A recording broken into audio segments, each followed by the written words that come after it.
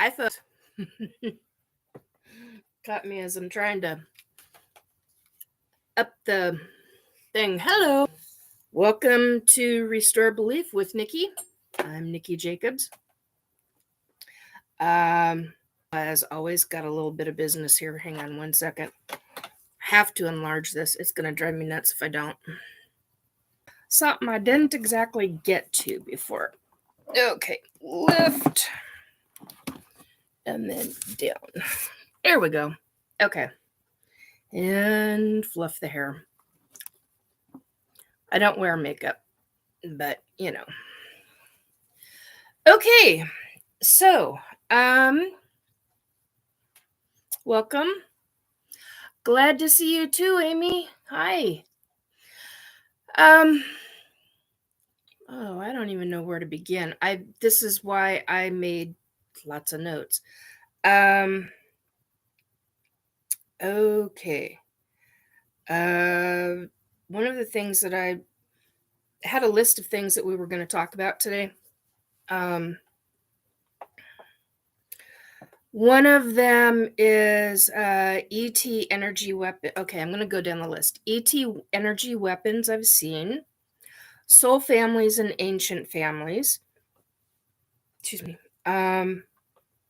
I had a question from Sue on another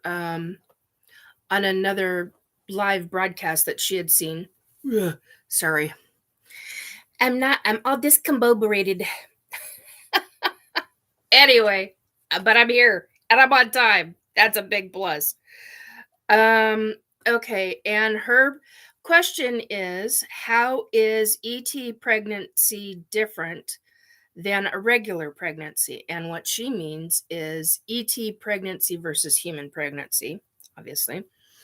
So then that's going to delve into ET pregnancies and my experience with that. Experts, who are they? Are there any? Hang on. Psychics and energy workers regarding perfection and what other people's expectations are. That's always interesting. Hang on. Fighting the future and finding your happy place. So eventually I'll get all that written in tonight. Whoops. No hands on the table because everything bounces when I have the hands on the table. It goes bling, bling, bling. We don't want that. That's good for some things, but not for this. So, okay, there are certain things that I need to talk about before somebody gets home because it gets a little uncomfortable for them. And that brings up a whole nother subject, like regarding families and what they can and cannot handle hearing about, even though it's your experiences, so on and so forth. Oh, and I know Amy will recognize the fact that something's up higher. I have the solar system up higher, and everything's going to change in the next month or so on my mantle. Very skinny mantle as it is. Things are going to start significantly changing, so the background will look very different over the course of the next month and a half. So just an FYI. And underneath this fabric is all my art boxes. Like I've got 2 great big Rubbermaid totes filled with art supplies. So, anyway, and I'm babbling. So here we go.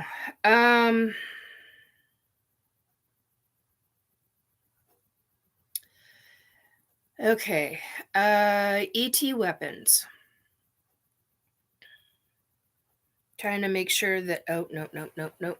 I knew there was something I had forgotten. If I don't do this, I will be in trouble. Um, okay, sorry about this, folks. Try not to do this while on camera, but uh, there's only so much I can do. All right. Um, that goes there. I got my vitamin box sitting next to my table, so you're gonna hear all kinds of sounds. And I can only do one of these right now. Okay. So, northern and southern circumpolar star charts is the technical term. Good to know. Thank you for that, Amy. I appreciate that very much, actually. Okay. Ugh. All right. So,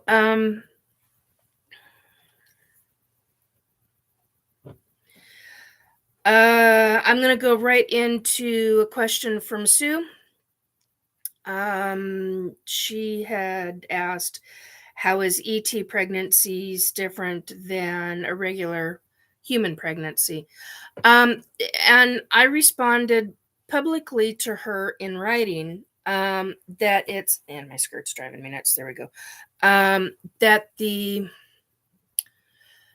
it depends on the race of ET that takes you. In my experience, at least that's the case. And from what I've heard publicly from other women who've talked about it, there's a couple of women who are very open about it.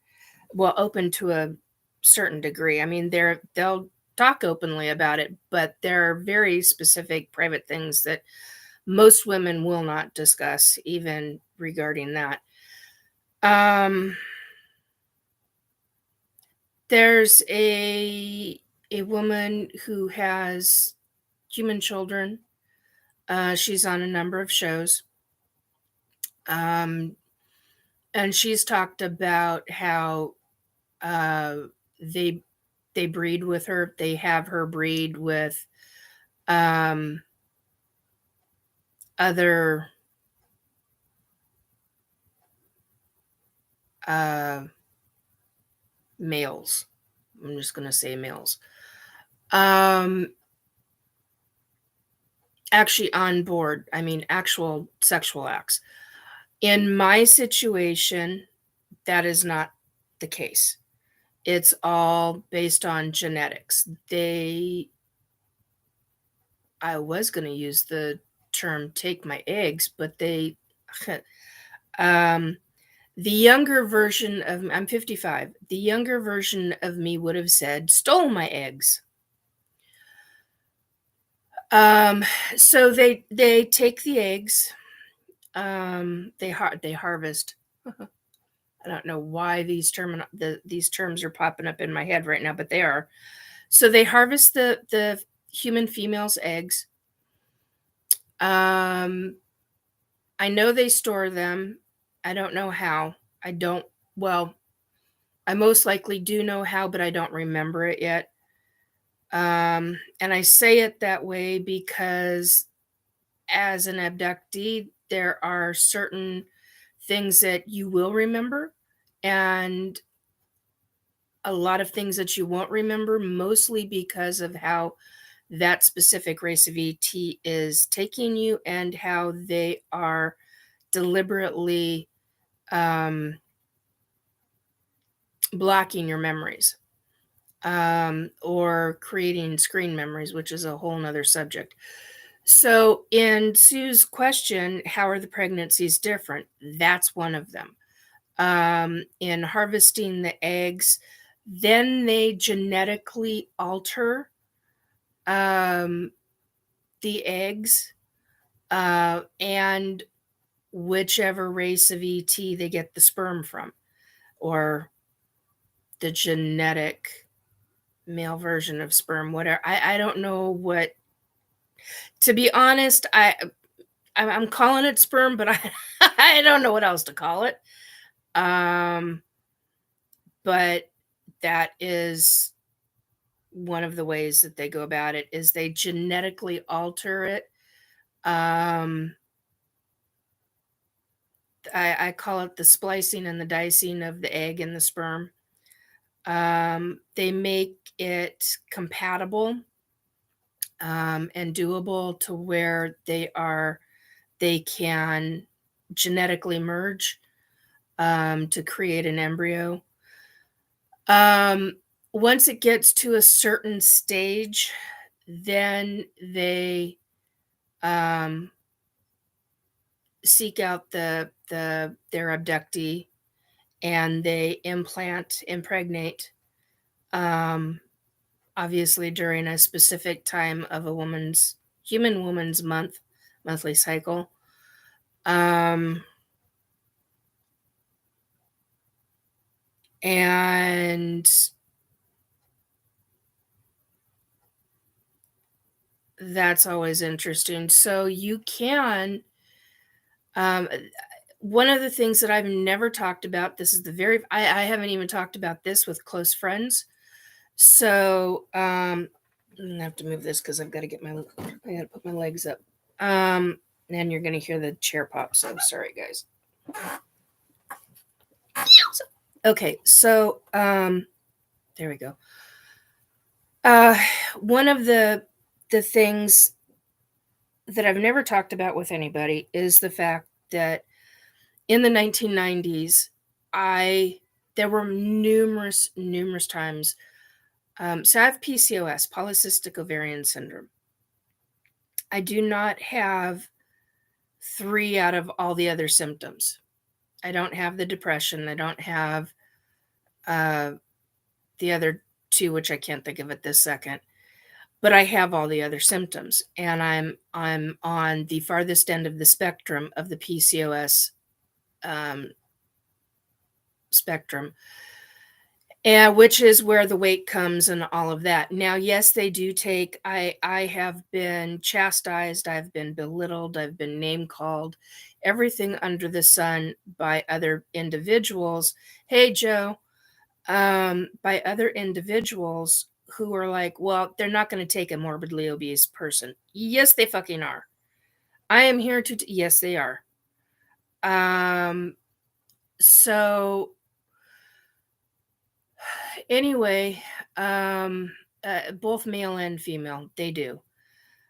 So basically, what takes place? Um, I was told. Well, this is just right now about me, about my experience. I was told medically I could never have children. Okay. That's usually what PCOS in a woman does. It causes infertility, and usually most women will not be able to conceive children. Um, on a side note to that, I started about 4 years ago, I started finding more and more female abductees who had PCOS, and I started asking questions publicly in chat rooms of guests on shows who were openly talking about, who had vast more experience because they were dealing with clients who were abductees. Um, so I was asking them publicly, have you seen more of your clientele who are abductees of the females? Do they have PCOS? Only one out of them, out of the number of different individuals that I've asked this of, and the question has been asked by the host. Only one of those individuals made the statement saying, "Yes, that is just absolutely amazing that this person in chat has made that correlation." Well, I was coming up against it, not against it, but I was finding it more and more in some of the women I was talking to that were abductees that were in the hybridization program or in one of whichever race of ET that's taking them. And so what I want my one of my questions is how many female abductees that, I mean, yeah, they may have a weight problem. Like I said, I'm going to sneeze. Hang on. Oh, sorry guys. Sorry. Um how many of the female abductees who are on the low or moderate end of the PCOS spectrum. They're called soul sisters. Uh, Sister is Cyster. Um, and so, because you have ovarian cysts. So my question is, how many, damn, I gotta keep my hands off the table. How many female abductees have PCOS, polycystic ovarian syndrome, PCOS? If this one individual was starting to make record of it and notation of it in their practice, in their professional practice, and in dealing with, and they were noticing the pattern that I was noticing just in me, I just in talking to ladies. um it's a big deal. It's a really big deal, because I have the question of, well, if that's the case, then are the ETs making it to where the uh that female, um while in utero, in mama's tummy, um because that's how all of this, it's all in, you're born with it. And so, yeah, it is a deep one, Joe. um so it dives down a major rabbit hole, a hardcore rabbit hole. So, um and it creates all these fertility issues. Well, here's the interesting thing. If I go to the extreme of the extreme, I will have a 110-pound body, and I mean, it's not maintainable unless, with the kind of situation with mine, it's not maintainable. With other women that I've come across that have PCOS, who are on the low to moderate side of the spectrum of PCOS, they're able to maintain it because they don't go through the absolute insane intensities that I go through with mine. Um, and now I'm not talking abductees, I'm just talking other souls, soul sisters, in the PCOS spectrum. But here's the thing, or one of the many things. In the 1990s, what I've never talked about with anybody, didn't even fucking talk about it with my doctors, didn't talk about it with my spouse, friends, girlfriend, nobody, nada. I used to consistently feel like I was pregnant, and I never understood why. Never understood why. Too poor at the time to constantly get um, P tests, pregnancy tests. I couldn't think of what the hell they were called. Um, to find out. Was having too many problems with the menses and all of this other stuff. Don't need to go there. But that's the long and the short of it. I had so many times where I felt like I was pregnant, and I never understood why. And then I would have, um how do I say this without being, you'd find things in the toilet. Let's just put it that way. Ladies, you know what I'm talking about. Probably some of the guys. But anyway, um, and so you know that the pregnancy wasn't viable. Um, and since I become much more aware, um, I had the flashback. I was having the flashbacks. I was having all the, um, I've had 2 pregnancies, in my 50s that were not viable, that were ET pregnancies. Um, and I knew that they were ET pregnancies, and the ETs were not a happy camper. Um, my body just was like, "Nope, that's it." So they went back to the drawing board to try and figure out what went wrong and if it was something that I had taken and that kind of thing. Because during those time frames, I was going through a great deal of nerve pain, an extensive amount of nerve pain, and there's a um, ooh, the specific race of ET that abducts me and has me in their hybridization program. Um, the ETs that they do my eggs with, they end up um, being a version of allergic to a lot of our different medicines. So I just chalked it up to one of the medicines that I was on, that I was taking for nerve pain or that I was taking for pain at the time. Um,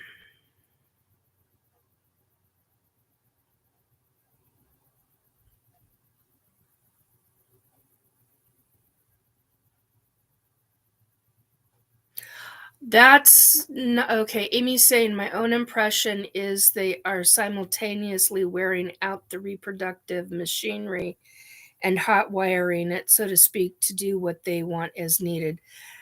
I agree and I disagree at the same time, based on my experiences and what I know. Um They're making hybrids and a lot of hybrids for really specific reasons.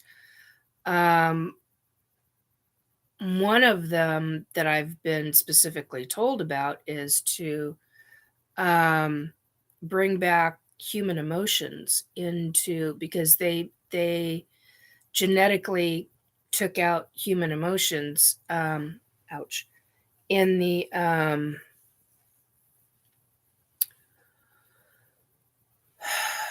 in their creation of their races. Trying to figure out how to say that. Um, so there's that aspect of things. Um, so in the 1990s, I there were anywhere from 3 to 6 times a year I felt like I was pregnant. Figure 94 through 99. It's a lot of pregnancies. Hey Chris, how you doing, hun? Um, so it's a lot of ET pregnancies, things that I never talked about, and I know that during that time, I know between 19 oh god, I have this in my psychic journal. I couldn't tell you the exact year, but I think it's somewhere between like 1991 and 1994 that they or 1990 to 1994 that they actually stopped um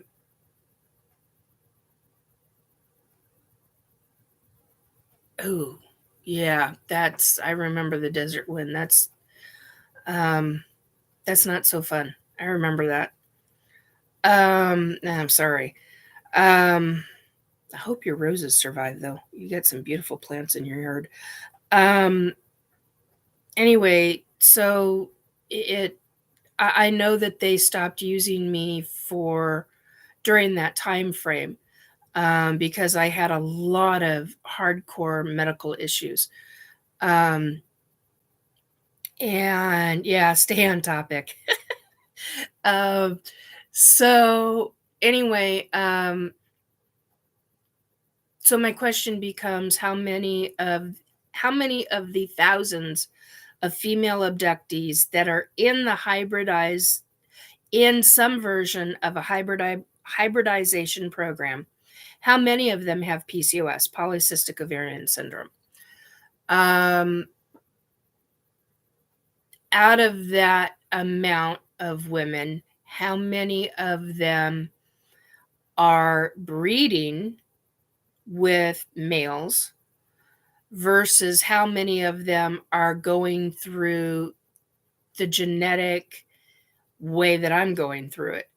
Um, so we're dealing with a question that Sue had asked about what's the difference between an ET pregnancy versus a regular pregnancy, and obviously meant a human pregnancy. Um, and so one is breeding versus the other being implanted with an embryo. Um, so there's that aspect of the pregnancy. The other aspect is the duration. In the 1990s, I would be pregnant for about 4 months. Um, and now it's 3 months. 2 3/4 to 3 1/4 months is how long they keep the baby um, in the mom. And depending upon what race of ET, they have done the splicing and dicing with the human egg to create that embryo. That baby will grow really freaking fast. I know that one of the hybrid babies I had, um, was a human Laborian uh, hybrid. And that infant grew really, really fast. As an adult, Laborian, they're 8 to 9 feet tall, but well, between 7 and 9 feet tall. Um, and they're drop dead gorgeous, but they hurt. They physically hurt. They get to a certain size as an infant in you, and your body knows it. It's like your body tries to get rid of a cyst, an ovarian cyst, and it's painful. By the time they get to a certain size, it gets very painful. Um, and so I know that they've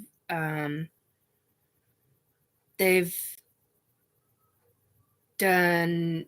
I've got hybrids that are Laborian, some version of Laren, some version of what I'm just now realizing is Arcturian, some version of Gray. Um, there's a few others that I've never talked about what my hybrid children are. Never talked about it.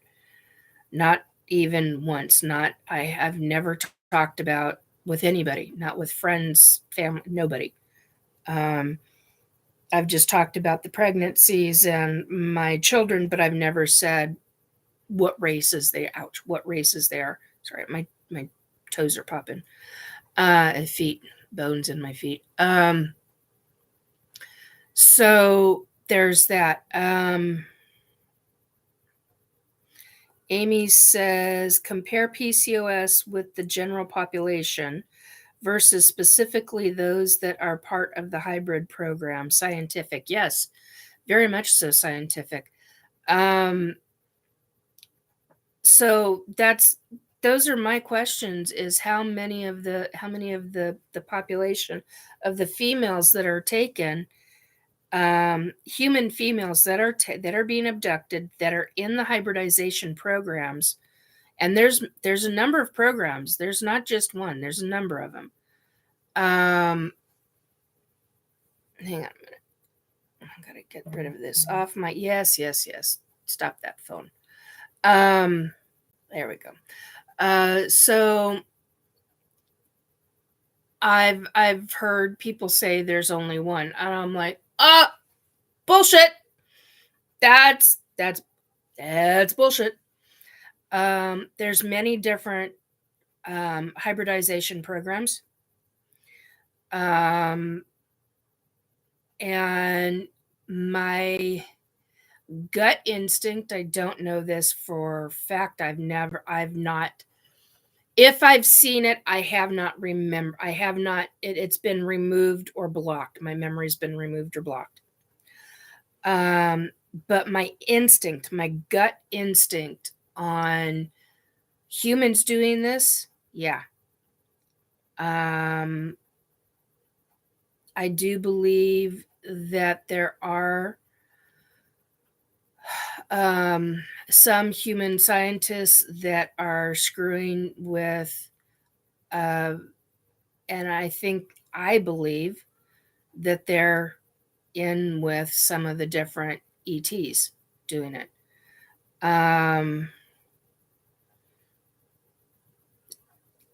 Is it militaristic? Yeah, potentially, in my opinion. There's too many things that I have seen that really lead me into saying that as a statement. Is it provable? Not in my lifetime. There's way too many things keeping shit like that hidden and secret. Okay, so one of the other ways to answer Sue's, this is still me answering Sue's question. We're into this for almost 35 minutes, and I'm still answering this question. So, so the length of the pregnancy is another one. So for the females that are being bred, they have a full-term pregnancy. Now their pregnancy may be 5 months, maybe 6 months. Might be a little bit longer. Their body, you will see that they are pregnant. And then the baby just disappears. I mean, and their medical doctors, their human medical doctors can't figure out why. So there's that aspect of it. The ones like me who are not bred, but who experience implantation of a embryo,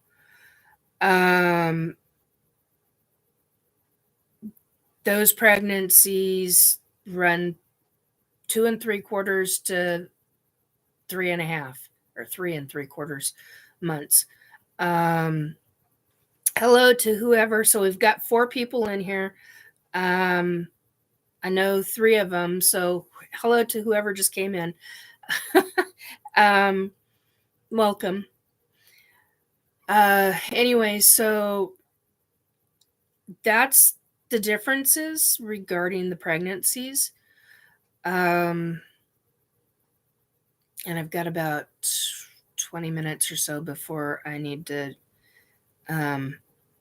shift topics of ETs. So what else?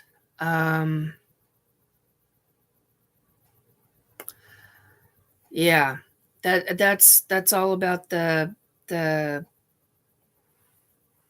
ET pregnancies. I mean, not all about it, but it gives you a general, a good basis. So regarding pregnancies itself, there is a process regarding birthing. I've heard, now this is not my experience, this is other people's experiences that I've heard from on shows that have talked about them on shows, uh, where they've talked about, yeah, the baby's just, they've been pregnant, they've had it, you do the blood draw or the pee stick, and they're pregnant, confirmed, and they do an ultrasound, and oh, there's the baby, and the baby's this far along, um, and they get to 4 or 5 months along, and then there's no more pregnancy. Um, and it's like the baby just disappears. Where does the baby go? Well, that's our human medical. We're asking those questions, and the woman is experiencing it. It's going, oh God, they took the baby without. So that's their experience. My experience as an implantee, and a host. One polite way to say it is we are hosts. The baby is not a parasite. Do not ever come at me with that. I will rip you to shreds. I don't think of that. I don't think of it that way. No. And those are my babies you're talking about. I mean, they are my eggs. And I make a connection. There is a connection that is made, just like there is with a human baby. You have a connection. Some connections are stronger than others. I've had a lot of ET children, hybrid children, ET human hybrid children. It's mind-boggling. It's beyond mind-boggling to even talk about this. The concept of it is just like this. It's like it's unreal, but yet you know damn well it's not because you fucking experience it. Ooh, F word. Sorry. And you're not the only one going through it. What else? I know I do a lot, and if you can't handle the this isn't the place for you. I had somebody bitch at me about that quite some time ago, and I'm like, well, screw it. That is how I talk. It's just how it is. If I'm in public and I'm standing in front of a lot of people talking, I typically have a format. This is free talk, free speech. This is how I am. And those that know, you'll get used to it. If not, move along. Excuse me. I just had different parts of that popping through my head. So what else? Let's see. The infants, when they are removed from my body, they are put into what I know as, that's been called a gestation container. I've seen containers that look like clear glass. I've seen them in blue gel, or it's a form of a liquid. I've seen them in green, kind of a seafoam kind of green. I've seen a darker green. That's usually if an infant, there's something wrong with the infant. Like a dark, uh, it's not a forest green. That's too dark. Anyway, so different colors mean different things, based on what I remember. Containers, I've seen containers to where they resemble, yeah, how do I say this? Not tubes.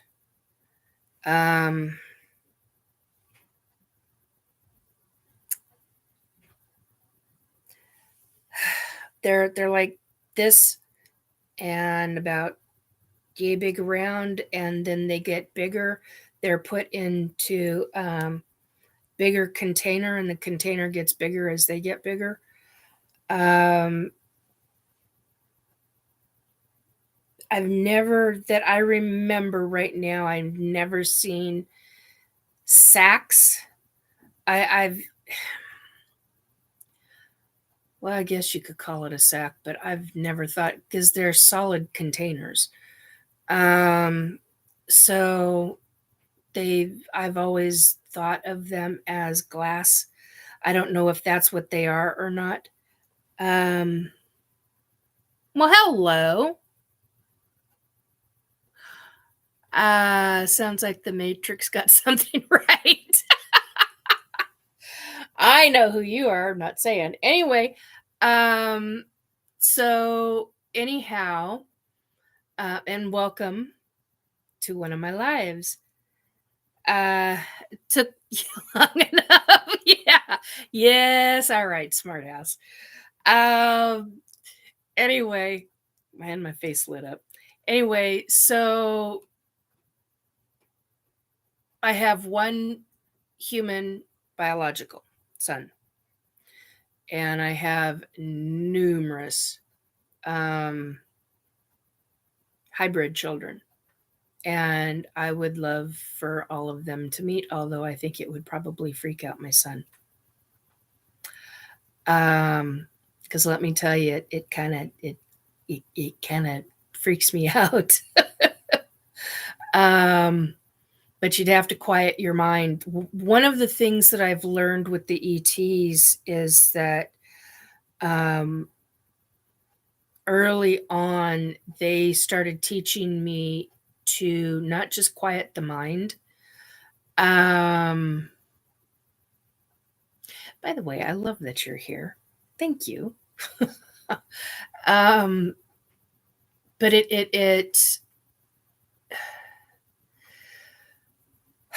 they oh beep beep beep. Lift this up, see if this is actually what I think it might be. Um, they ended up. You don't just quiet the mind. You actually, yeah, it is. Um,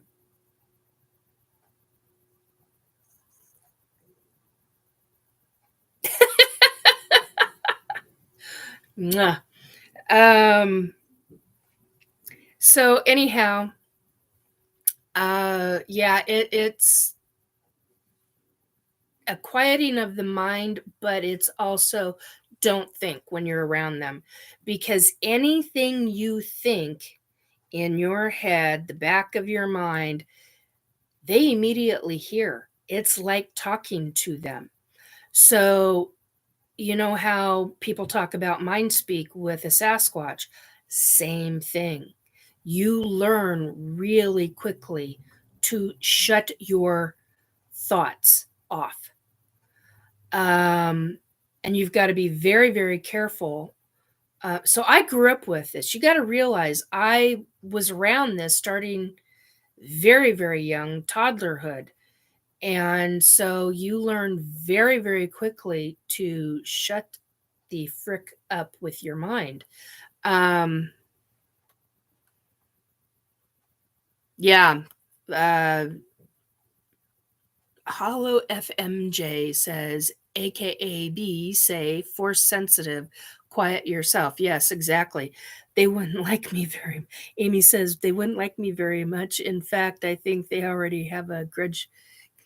Well, it depends on okay, speaking of grudges, that depends on how you behave around them.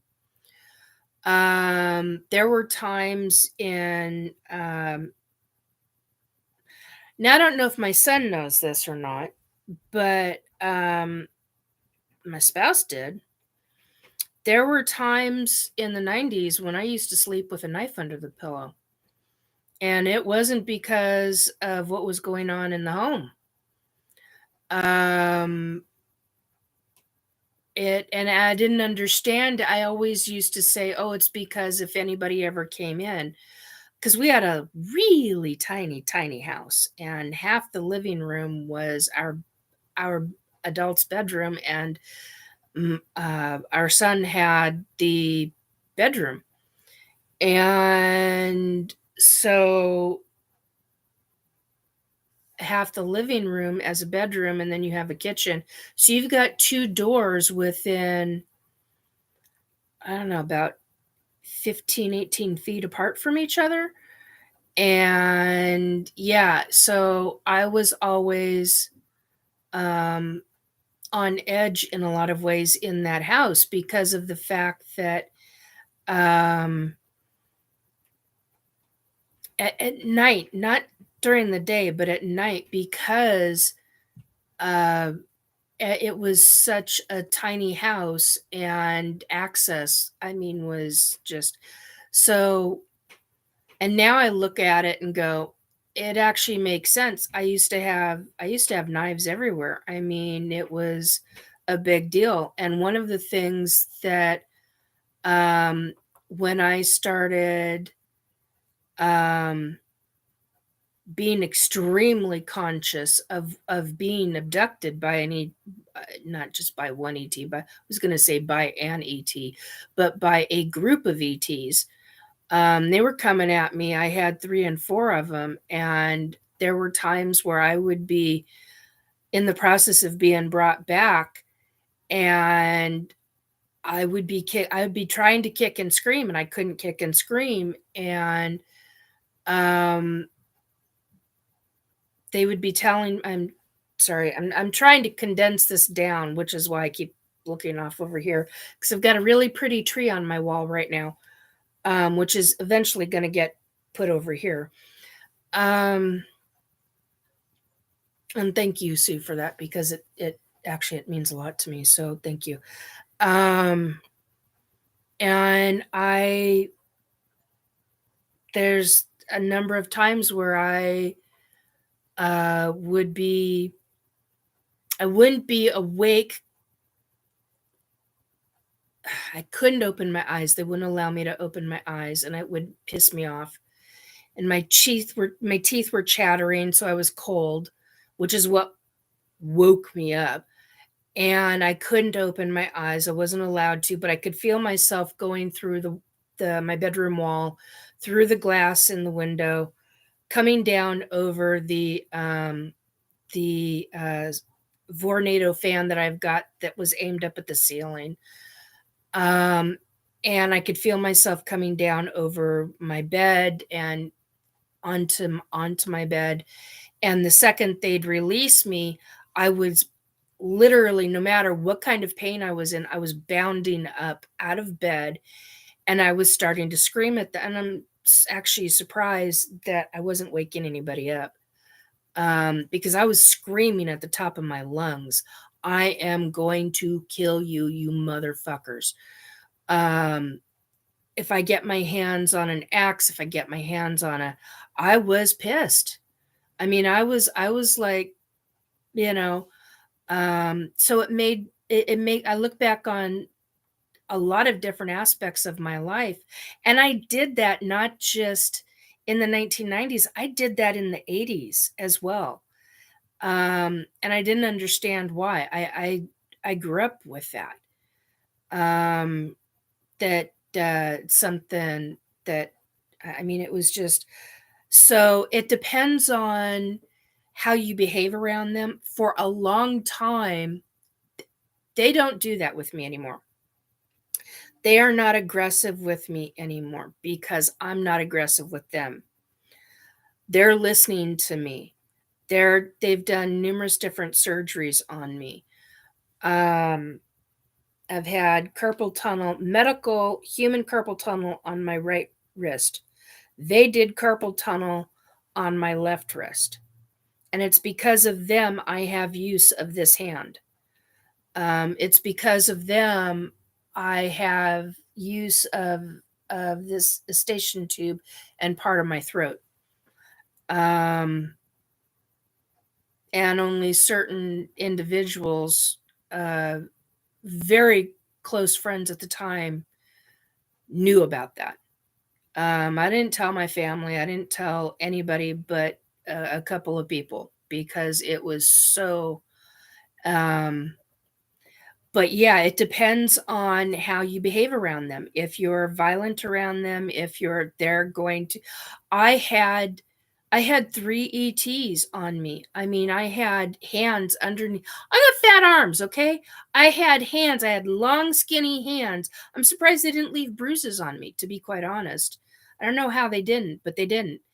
And escorting me to the bathroom because I was saying, and they were doing a procedure on me on this freaking ship. And I had, welcome to whoever else came in. Um, I had I was violent with them. I was telling them I was going to kill them because I was pissed. And they literally had just brought me back, and I had to pee, which is why they brought me back because they didn't want me peeing on their ship. That's one thing that I know about. They don't like messes, which just cracks me up no end. But anyway, and so they brought me back so I could pee. And they escorted me. I mean, I had ET hands under. They strong armed me to the bathroom, actually to the toilet, released me so that I could do my thing, and I had hands underneath my arms again and underneath my armpits and walked me, and they know that when she go to the bathroom, Nikki washes her hands. So they literally, and still to this day I have a knife in my bathroom because that goes back to, it's because of how I felt, and it's a pattern. So, and I get that. Okay, so we've got things coming up. Okay, so Amy says I ask too many questions, way too suspicious of them. Chris says if you're quiet and able to silence your mind, you will get answers. Yes and no. Depends on how far. If you're quiet around them, it's a better thing. If you're able to quiet your feelings in your body, um, it's also a good thing. The other aspect of that is your intuition. Yes, that's what you're talking about, is your intuition will give you answers. But if you're blocked by the ETs, you will not get those answers because you're blocked. That information is blocked from you.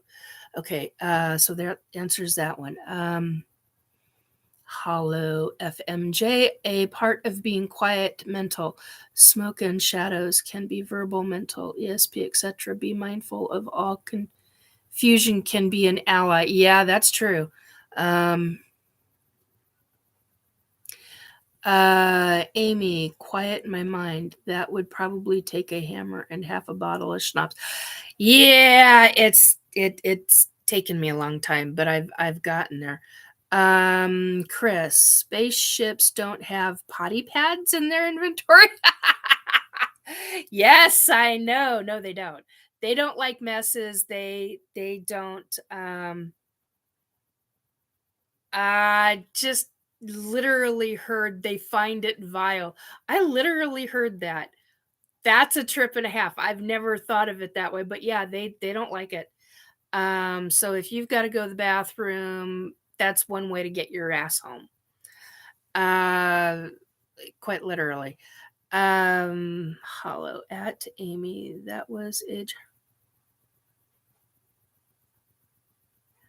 Drink a bottle of prune juice when you feel them getting close.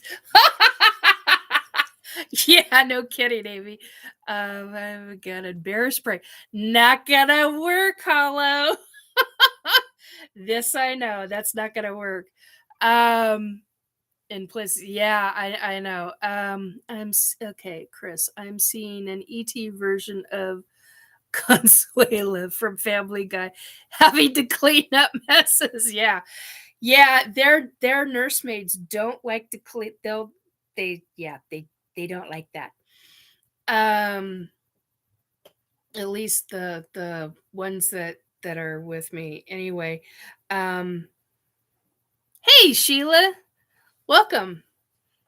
Come on in, grab a drink, some popcorn, whatever you want, or it's dinner time. It's almost 5 o'clock here, outside of Seattle, so Pacific Northwest. That being said, I don't always follow my own ideas. Yes, I don't think anybody does. Um, they don't have lemon pledge on the ship either. No, they have special cleaning things, and um there's certain devices that they clean with, but I can't quite describe them. I remember them as, I don't know how to describe it. That's something I've never described before. Um, Fabulous. Grab a tinfoil hat. Yeah, no kidding. Definitely grab that tinfoil hat. Anyway, so that's about, so we went through the pregnancy stuff. Kind of diverged on to a whole different topic. Pee pads on ships. Yeah, no. Yeah, they don't like their messes, but if you are an ET abductee, it's definitely, it'll definitely get you home faster. Um Although they will turn around and take you again. I'm living breathing experience over that one. Okay, so let's see. Exit, exit, exit. And I'm trying to go back through my notes. Um so ET pregnancies. Oh, yeah, ET energy weapons. That was another subject. ET Roombas, says Chris. Yeah, no kidding. That would be act. Okay, now here's something I never thought about, and I don't actually remember. Okay, in when the baby is going back into ET pregnancies again, when the baby is removed from the mom. Um, oh, good grief! I'm getting all kinds of things up on my. Um, there we go. Yeah. Um, when the ET baby, when the hybrid is removed from the mother's womb, what ends up happening is that uh, the baby gestates in a container. At least the ones that I have had, that's what I've witnessed. And the smell is like, oh my God. Um, the smell out of those gestation rooms is incredible. And there's not just one gestation. I was going to say tube. Tube is not the. I don't know why the word tube is coming up in my head, but it's not. It's a container. Um,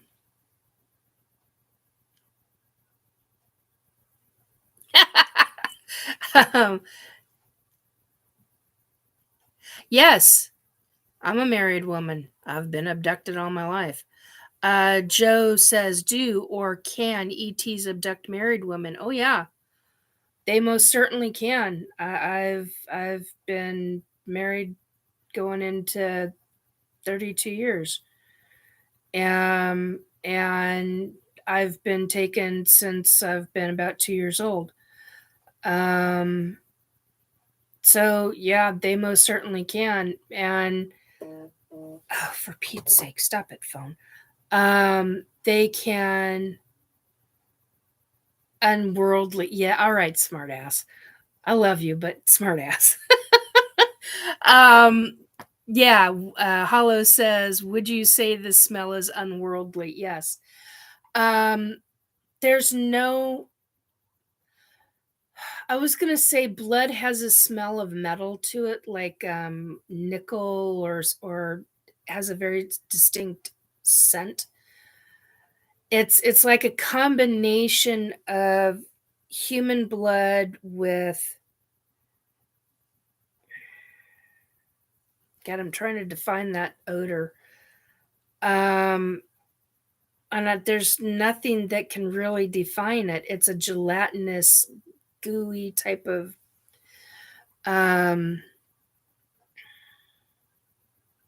but it's very strong. Blood, iron, yeah. Um, well, copper is what comes to my mind.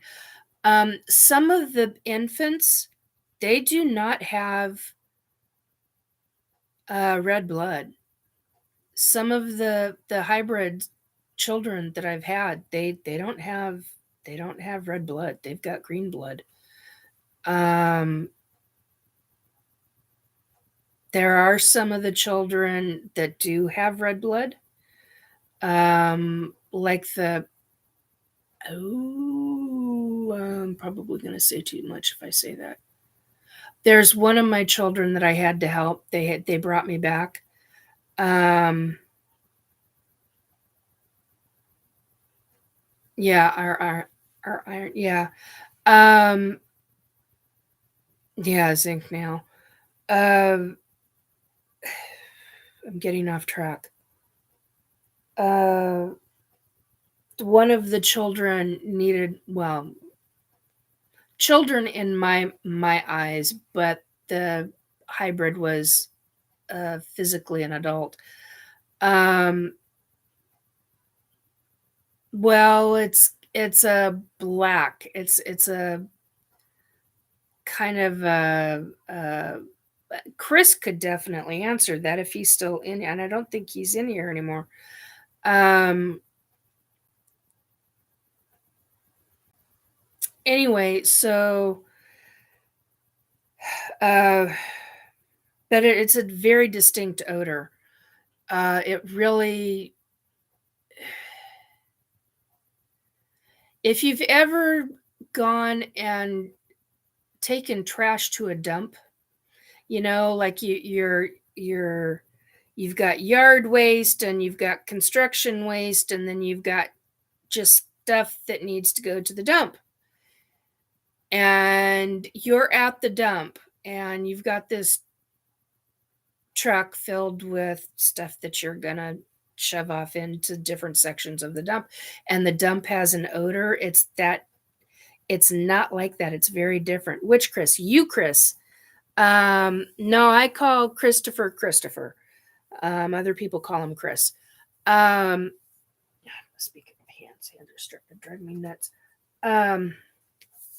So the smell of blood will change depending upon the state of composition.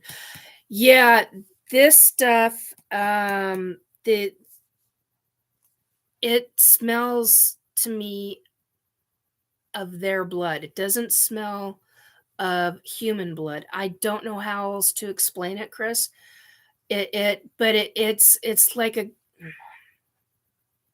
so the example of the dump, taking trash to a dump place to or transfer station. That is an extremely bad smell, right? Well, this is a completely different bad smell. It's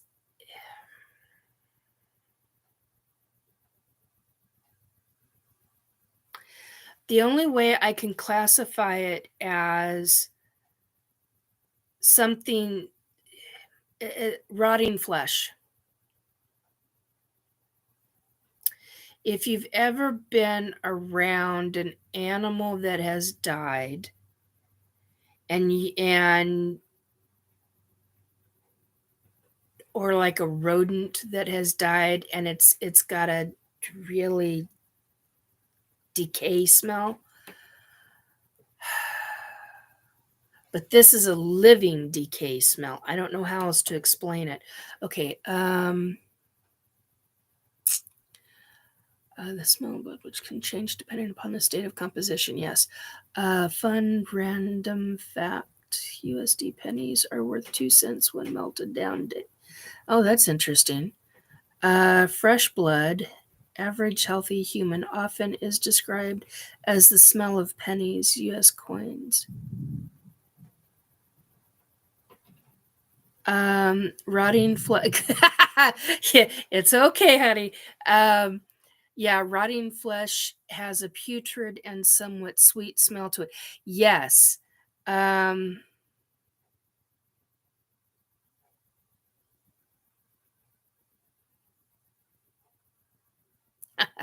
Yeah. So basically, um, yeah, we are off topic, but that's okay because I've never truly tried to describe the smell in those rooms. It's just it's something that and it's weird because right now as I'm talking about it, I am not having that I wanna gag.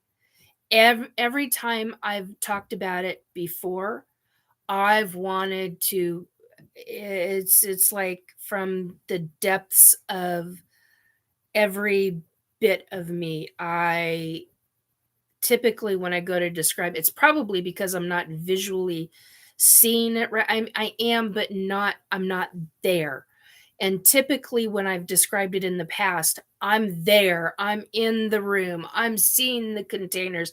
I'm seeing the living babies. I'm seeing the and okay, now we hit it.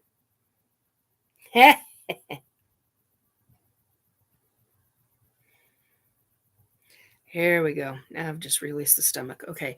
So basically, um, it's a very distinct smell. Now, Chris had said something about the potty pads. They don't have potty pads. No, they don't have. I don't remember. I mean, I just they don't like messes. They just don't. Everything's clean and orderly and sterile is what I. That's how I remember it. But there are odors. There are odors that are almost indescribable. Um, and we are very stinky to them. So, like when we use deodorant or a woman uses perfume and a man uses cologne, um, they they have a problem with it. Um, and when we don't wear, it's almost like they would prefer us not to wear any of that. Like I'm going to be using some as soon as I get it shaken up hand cream. They don't like any scent, which is bizarre to me. I mean, and yet I know a Laborian who is a version. He's a feline race, about 8 feet tall. Well, not about. He is. He's 8 feet tall, and he's big. He shapeshifts. I've seen him shapeshift, and oh god, he's gorgeous. Anyway, um, you talk about a woman drool factor. I am. Oh my god. Anyway, when he shapeshifts into human form, just beautiful physical form. But so be hey, uh, so more like Sasquatch. No, not no. No, dear boy, not like Sasquatch. Um, no, not like Sasquatch at all. There, matter of fact, if I ever find a picture of it, I'll post it here. And that you just reminded me what I was going to do. I was going to show you guys a couple of images that I did come across online. Oh God, I don't know if I said. No, I know I saved them. I just got to find the damn things. Um, Come on, there you are. Okay, so these are images off of Google, and and I've got to say this for legal purposes, there's no copyright infringement intended whatsoever. Ownership of the art is by the respective artists and all of that. So here is the closest um okay, hang on a minute. Let's see if I can do this. Come on. There we go. Um Here is the the closest that I've been able to come to what the oh god, come on phone. Come on. There we go. Um this is as close to the hybrids that I've been able to come. Okay, picture that I've come across online. Now they do not have anything on their. They don't have any design or anything like that. Um, but that is what they. That's as close as I can get to. Yeah, purely educational information intended for educational purposes, not my property exactly. Um, so that is the hybrids, and that's what the clones look like.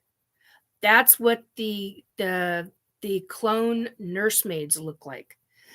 The difference is now the eyes, yes, the eyes are blue.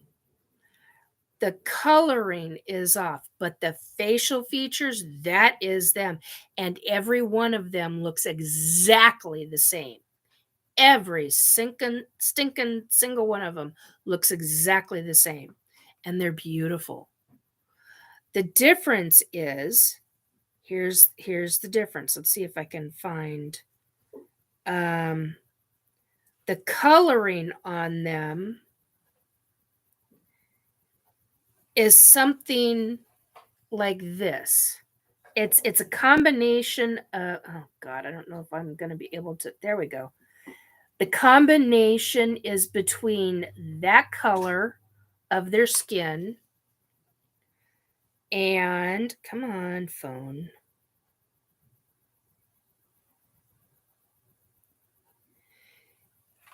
Come on, let go. And whoopsie doodle. And come on. And that color, it's more blue. My computer is not doing this justice. It's more blue. They have a blue green. Hey, Gayleen, I'm glad to see you here. Okay, let's see.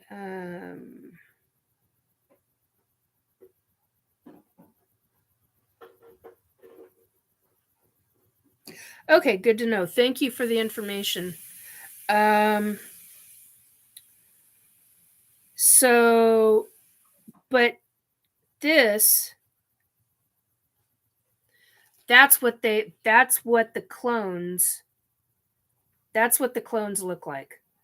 They are human looking, but their fingers are, they've got an opposable thumb, and then they've got 3 fingers. Some of them have a fourth, so they'll have a total of 4 fingers. Some of them will have 5 fingers, not all of them, but some of them, and I don't know why, but they all have this look. No, come on. They all have that look. Okay. They all have that look of, and petite. Oh my god. They are not taller. They range in height around 4'9", 4'10", all the way to 5'1", 5'2" at the most. The ones that are 5'2", I have learned, are the older ones. They are the ones that are in charge of, so like of all the children. The ones that are, so there's a height difference, and with height difference there's a structural difference regarding what they are capable of and what they are in control of.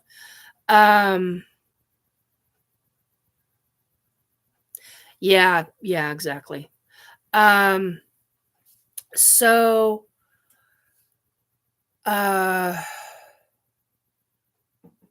anyway, so the tall grays are the ones who are the main abductors of me. They are the 7 foot tall. They very much are. They've got the big head. They've got the almond eyes or almond. Oh, no, it's kind of slant. Almond eyes. Black. They are gray. They've got a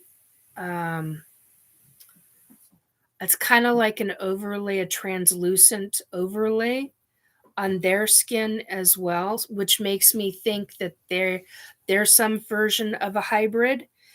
I don't know that per se, but they have the gray undertone, but yet a blue gray overtone to that. Um, I don't know how to do that. I did that once with somebody, and I don't know if I can. Uh, I'll have to do that after. I'll have to do that after, sweetie. Um, yeah, yeah. Uh, so anyway, and Amy, I'll tell you privately who that is. Uh, but not, I'm not doing that publicly. Um, so anyway, they uh, was kind of um, hang on a minute.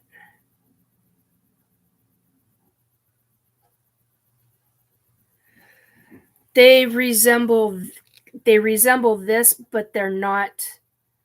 Um, they're closer. The tall grays look real similar to that. Really, really freaking similar to that. Um, can't believe you just did that. Um, anyway, so that is what they look like.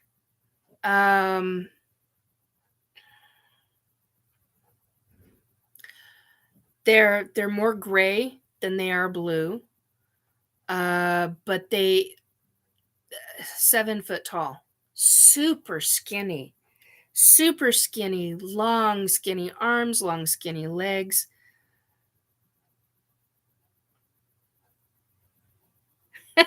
I love you too, dear. Um, and there were reasons why I wasn't gonna do that publicly, smartass. Anyway, um, so yeah, that it's a really kind of a big deal for me to even because I've talked. Oh, and I have seen these are the other ones I've seen. Um, no, these guys are not Arcturian. Um, they're showing all of these as Arcturian, but they're not. Anyway, I've seen ones that resemble this. So whoever the artwork is, that's it's your artwork, but this is just to show you an example. There we go. Yeah, there we go. Um, and they're big.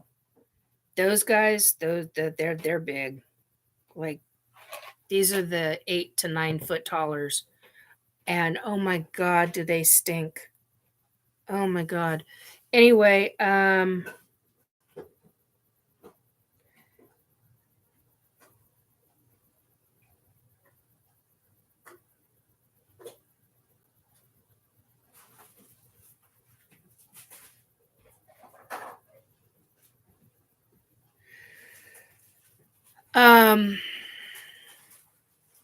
I got your message. Thank you for uh I'm talking to a female who just sent me a message. So anyway, thank you for the message. I'll finish reading it later. Um but yeah, the I've seen I've seen ones that look like the last one that I just showed you.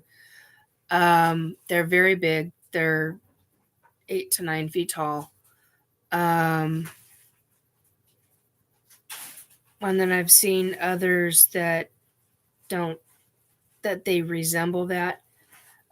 We stink to them and they stink to us. That in itself is worth an explore someday. Yeah, it is. I agree with that, Amy. And Gayleen, very interesting talk. Oh, thank you. Um, so yeah, we are very very odoriferous to them, but they have a very distinct odor. Um, to us, I mean, just really big stink. Um, anyway, but the hybrids, the first picture that I showed you guys, those are real specific. Um, I have seen ones about 5'10", 5'11", but they do something real specific. I've never really been able to figure out what it is that they do. Um, mostly because I don't retain it long enough. Uh, I don't hold on to it long enough to be able to fully retain it. But the clones, they're the clones are the ones that look as close to human as possible. Their fingers do not resemble human. Their fingers resemble that of a gray. Um, their arms are long and skinny. Their legs are long and skinny. Their torso is resemblant of a gray. Their head is that of a human. Their facial features, the nose, the mouth, the cheekbones, the chin, and the eyebrow area, and the eyes are that of a human. Um, and they are all clones, and they take care of the babies. Um, so, and you'd have to go back in to the previous talks that I've talked about regarding the clone nursemaids and how long they stay with the babies and all of that. Okay, subject matters. I want to get back into that. Um, we're an hour and 22 into this, so um,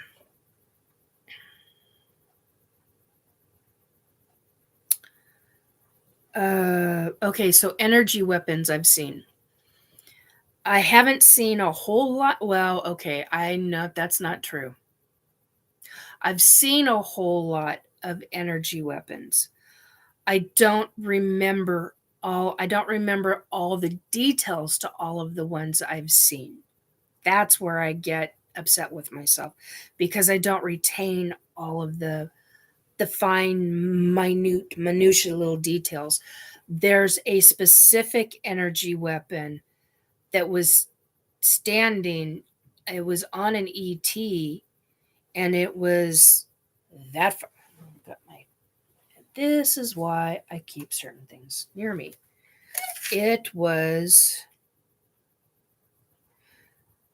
between 8 and no, between 7 and 10 inches away from me. So that one I remember the most. It that energy weapon was being used by a race of ET. The female was 8 feet tall. The males are 9. God, hang on a second. That thing. Uh,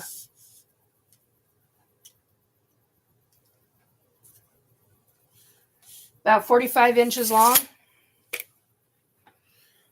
So, that hurt my back. Okay. So, yeah, about 45 inches in length was the length. Oh, speaking of which, and it was, um, about 18, maybe 20 inches deep. I mean, she had the capacity and the arms to be able to pick this sucker up. I'm sure if I had tried to pick it up, it would I would have ended up on the floor. Um, it shoots blue energy beams. It's an energy weapon. That's all I know. It will kill. Leaves gigantic holes in whatever it is shot. It's you shoot at something, it's going to leave a gigantic hole. Um, it reminds me of a laser. Is actually what it reminds me of. Um, and there's different levers and switches on it. Um, the handle is very different. See, I'm a right-handed shooter. When I hold a weapon, it's going to be on my right hand. I can do it on my left, but it's a pain in the freaking ass, so it's not going to happen.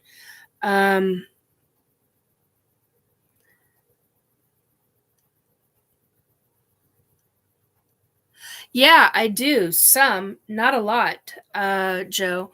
Joe is asking, do you have any experiences in cemeteries? Yeah, I have. But wasn't it you that asked about on a different show not very long ago? It was either last week or Monday about a cemetery with a ship and the pads of the ship in the cemetery or something like that. Somebody had asked, I thought it might have been you, but anyway, um I've never, to my knowledge, I've never seen a ship in a cemetery. Um, Although I would be asking some hardcore questions as to if they are over that, why. Um, okay, so let's see.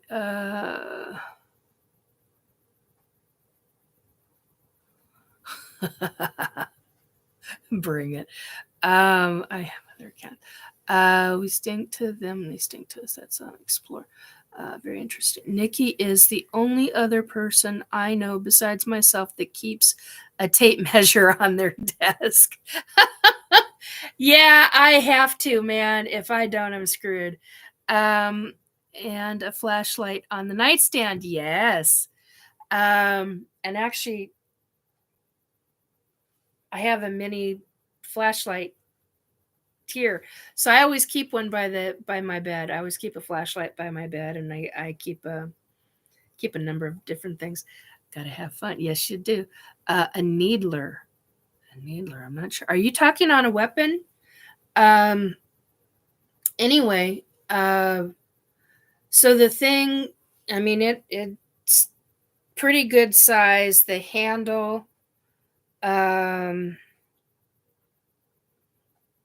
But I remember when she was picking it up and moving it and putting it in its gun. Oh my god, I hear the terminology lock and load right now. Oh my god. Okay. Um she was putting it in their version of a gun holster. Um and one in the bathroom. Yep, I have. Yep.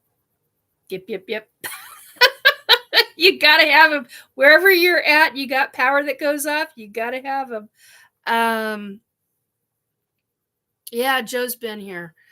But experiences in cemeteries, Joe. Uh, yeah, I can walk through a cemetery and have. Sometimes I'll have no experiences, and other times I will feel the spirit of an energy that is not moved on, and it's hard. Um,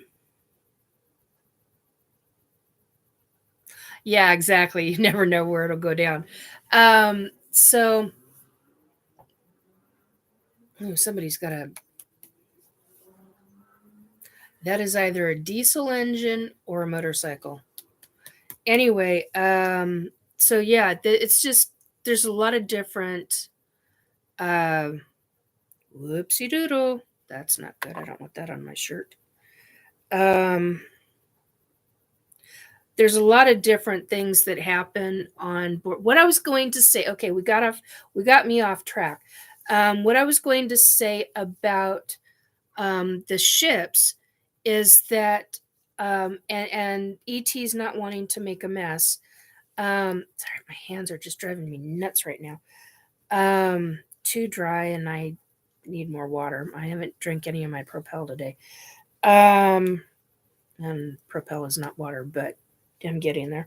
Anyway, metamaterial. The ships that I have been on are made out of living metal. Okay. Um,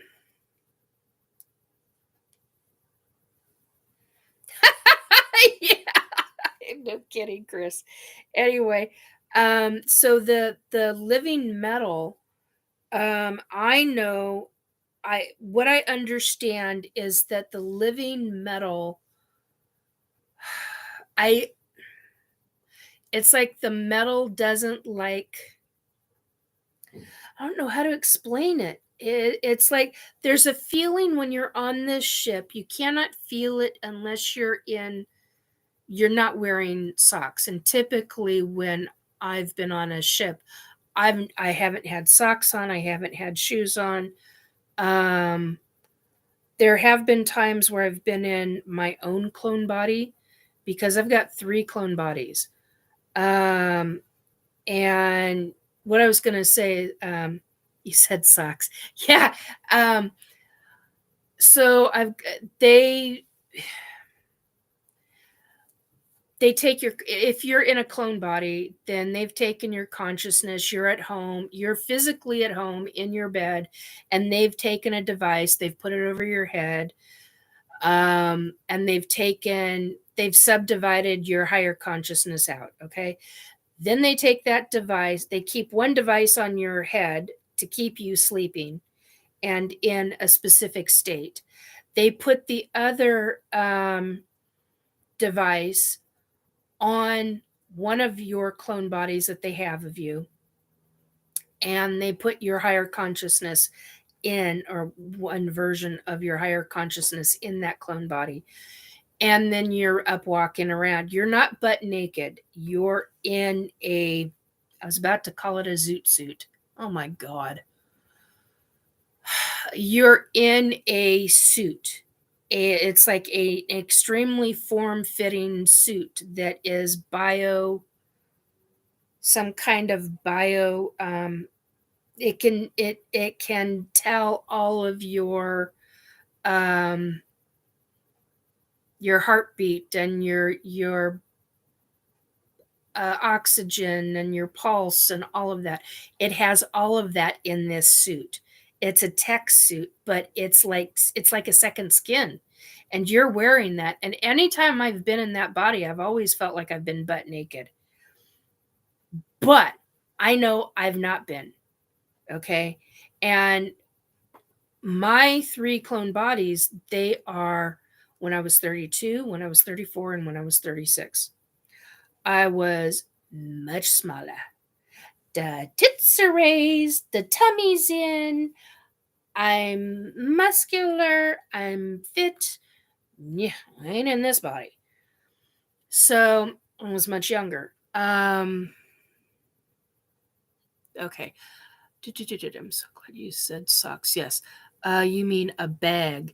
Well, no, it's not a bag. It's its own suit. It's its own not mechanical, but it's some kind of material that can tell everything about the wearer. Again, bring what physical you can into the mental. Flashlight in the bathroom. Motrin and socks, huh? Motrin. Yeah, I would like to have Motrin at times, but yeah. Biodiagnostic. Yes.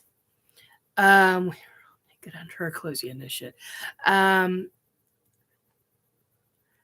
I keep a lighter and a pocket knife with me most waking hours. Yeah, same here. So basically, so I know my feet are covered. I'm never cold. Unless I'm in this body on that ship, then I'm cold. If I'm in my clone body, I'm never cold. Ever. That I can ever remember. I've not been cold. Now there have been times when I've been on other sorry kiddo, but I'm going to say it. I have been on other planets. I don't know how many of these you've heard me talk about, but I have been on other planets. Don't remember the names of which ones, but I have been. And they use a number of different humans as ambassadors. And you get told what to say, and you get told to be there as an observer. I've been in one of those suits before in my clone body, but in clothing, actual clothing that they put you in. So I've experienced that as well.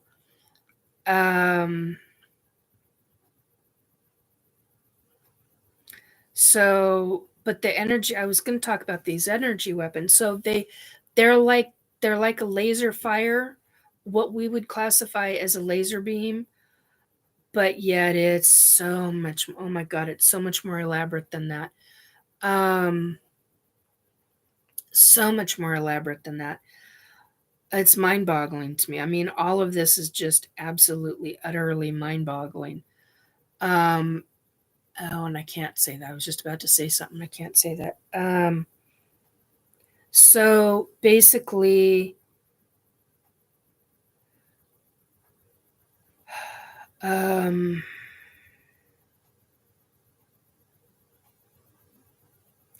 blue energy, the device, it's got some kind of like, I was going to say reciprocating. That's not the right word. It's a continuous action type of device. And I always thought, man, I wish they made a smaller one of those. Because I've been in, I remember lifetimes where I've been in ET hand to hand combat. I've had one of my best friends who's now on the other side. He and I have had a number of lifetimes together. And I remember him at my back, literally at my back. We had each other's back and we were fighting in hand to hand combat. ETs. We were ETs in an ET war. So there are energy weapons.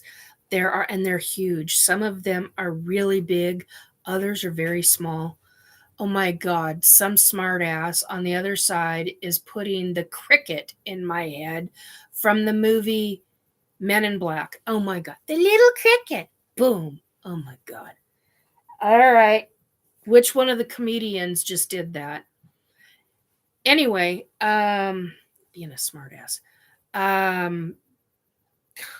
Funny, but a smart ass.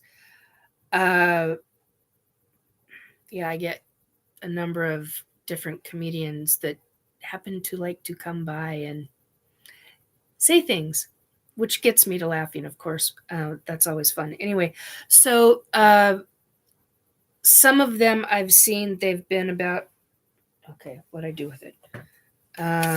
Some of the energy weapons, they're about 14 inches in length. But this ET, it's the one that I will never forget, is the one that was standing where she was standing next to me, and she put it in its holster. And when she put this device, this weapon in this holster on, it was part of her hip and part of her hip and part of her leg, and it opened up into this large device, and she slid it in, and it's like it almost went invisible. Yeah, yeah, Amy, I'll definitely uh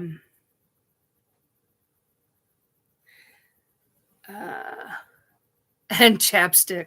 Yeah, definitely got to have the chapstick, man, because I'm here to tell you some um the ship is like a dry air. I thought hospitals were bad, man. Ain't nothing got on an ET ship. I'm here to tell you, dry air. Um, I don't know how they do it. Uh, anyway, so I'm starting to lose my, I'm starting to lose my cohesioncy here. Um,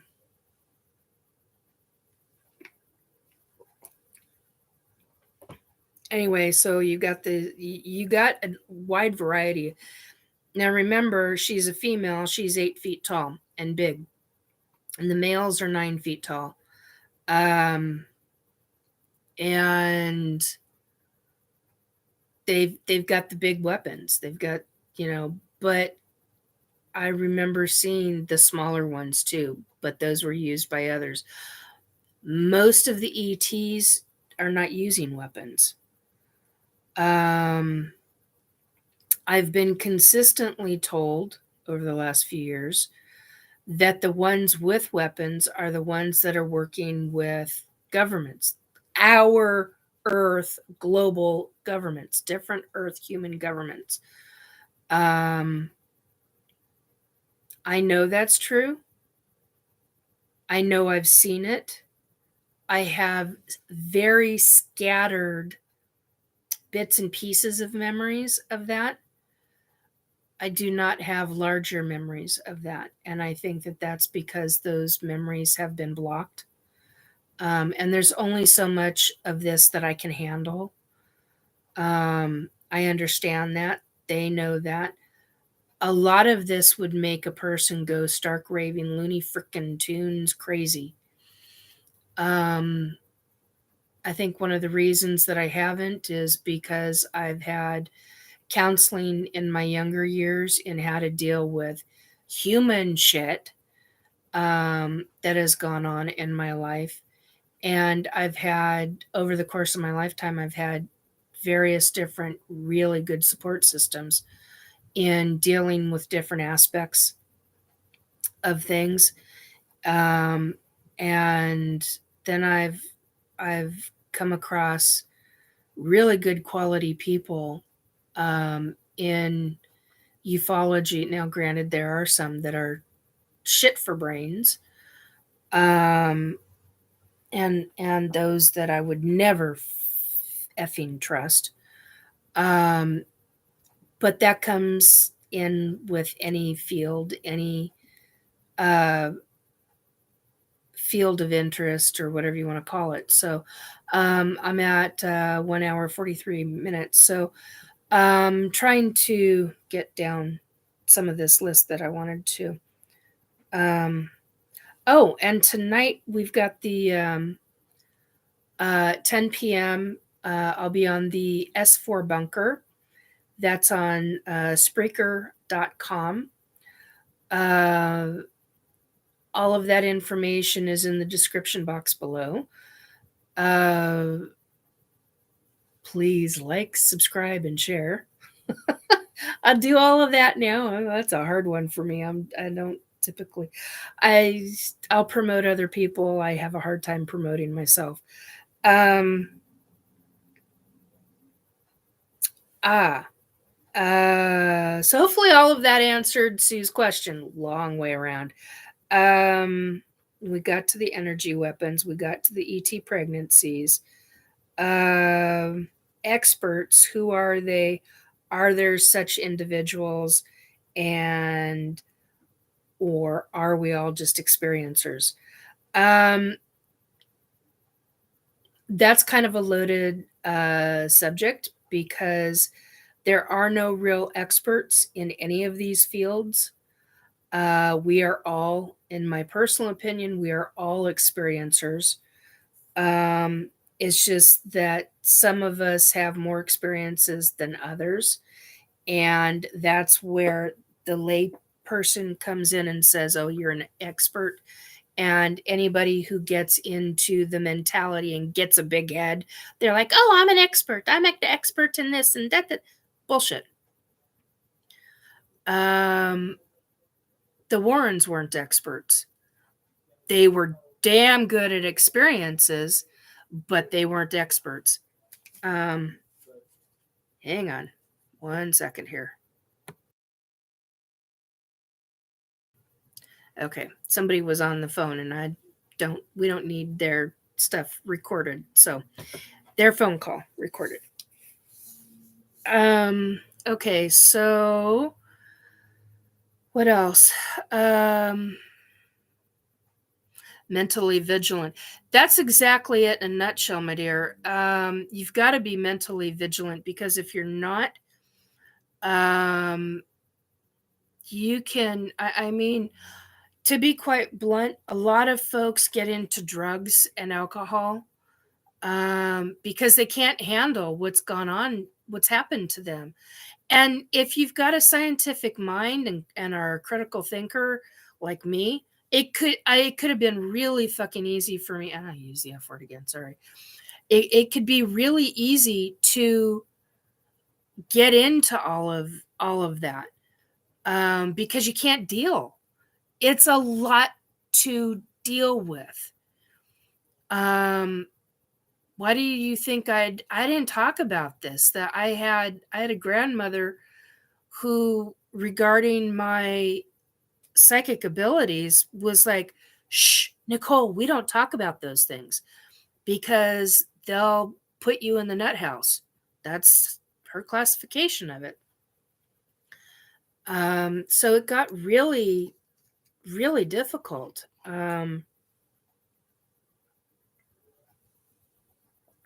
Um, what else do we have here? Yeah, yeah. Mm. That's the way my dad used to spell my name. That's not a bad thing. It's just kind of cracks me up. Um, so yeah, it just became it becomes a very difficult issue. Um, yeah, I do that too. Um, Galen says, "I've been very successful with the self talk phrase." Well, that's interesting. Yeah, right there with you, dear. And Chris says, "It's the devil, Nicole, the devil." I'm like, "Yep, I've heard that, and it's not. It's I like I said, I've heard everything under the sun with it. So my point with regarding experts, even as a psychic medium, there are no experts. You are an experiencer. You've got an excessive amount of knowledge in this subject. It doesn't make you an expert.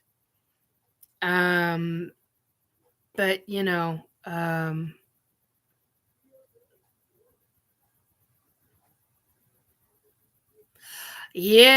I'm here with you on that.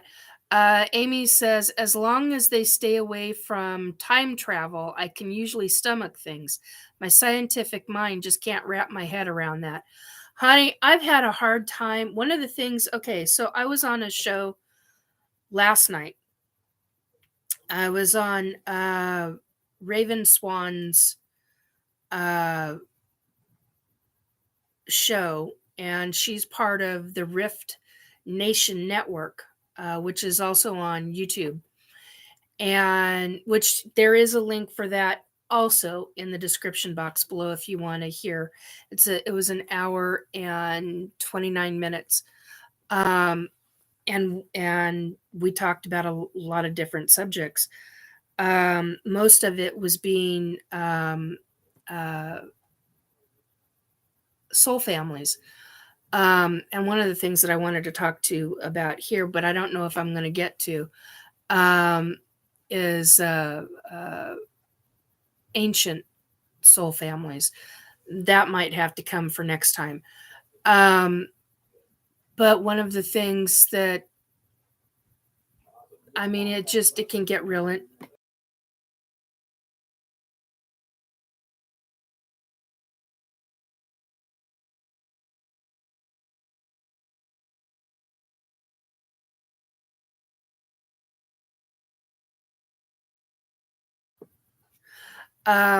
So it gets real interesting. Some of the things that were talked about, and I've kind of lost my train of thought regarding that, which is fine. Um, but just know, um, unless you've got excessive amounts of stuff, then it's experts in the field. Yeah, be real careful around folks who are calling themselves experts in the field. Um, we're all experiencers. Uh, let's see. Um, um, okay, here's something that keeps popping up. All psychics and energy workers are not perfect. This is one of the things that we talked about yesterday on Raven's flock.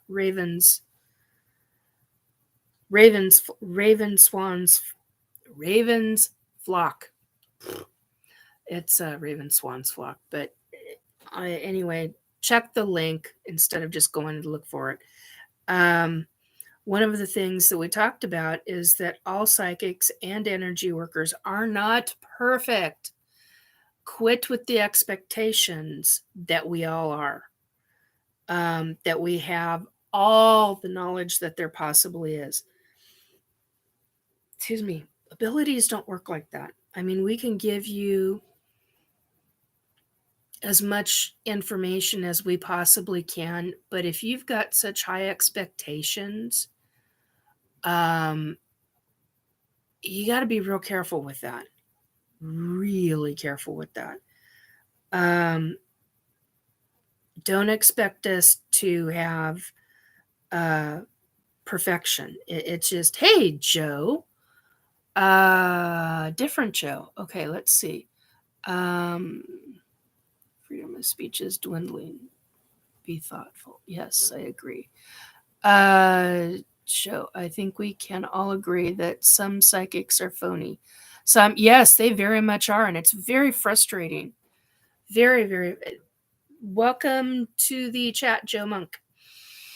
Um, it's extremely frustrating. And there's an expectation out there that psychics are perfect and that all of our information is 100% accurate. Bullshit. Um, our information that we are giving somebody is based on the timeline at that given moment in time. Timelines can shift and change. So, for example, um, I knew at one point in time that a friend was going to die. But and she and I talked about it. Our family talked about it. But here's the thing. Um don't talk about Miss Cleo. Yeah, we had conversations about Miss Cleo last week. Anyway, um here's the thing. Uh timelines shift and change all the time. Literally all the time. So if you're seeing, how far into the future are you seeing? How far advanced? What happens if something shifts that timeline and now that death no longer happens? So there are things you've got to be extremely careful with. Now, because I was extremely close friends with this person, I came to this person and I said, "We need to have a chat." And the person was like, "This is the information that I got from my doctor. This is what's taking place." And they were like, "Why did you," I mean, the time they were like, "Why did you want to talk to me?" And I'm like, "Well, this is what I saw, and it broke my heart, and I was bawling, and I didn't even know how to talk to you about this." And they were like, "Well, I just got word about this." Okay, well, then let's see about what's going to take place in the next month or so. And things shifted and changed in that next month, so much so that that prognosis completely shifted and changed in a completely different direction. That's the thing. Timelines shift and change because we move through our lives. Instead of taking one path, we take a completely different path. They move, they alter. That is what life is. We're and it also goes down to soul families. It goes back into like what uh Susan and I were talking about last night. Susan is AKA Raven's Flock on YouTube. And she's part of the Rift Nation Network. Like I said, there's a link in the box below. Click on it if you want to hear yesterday's conversation, our conversation. It was a really good conversation.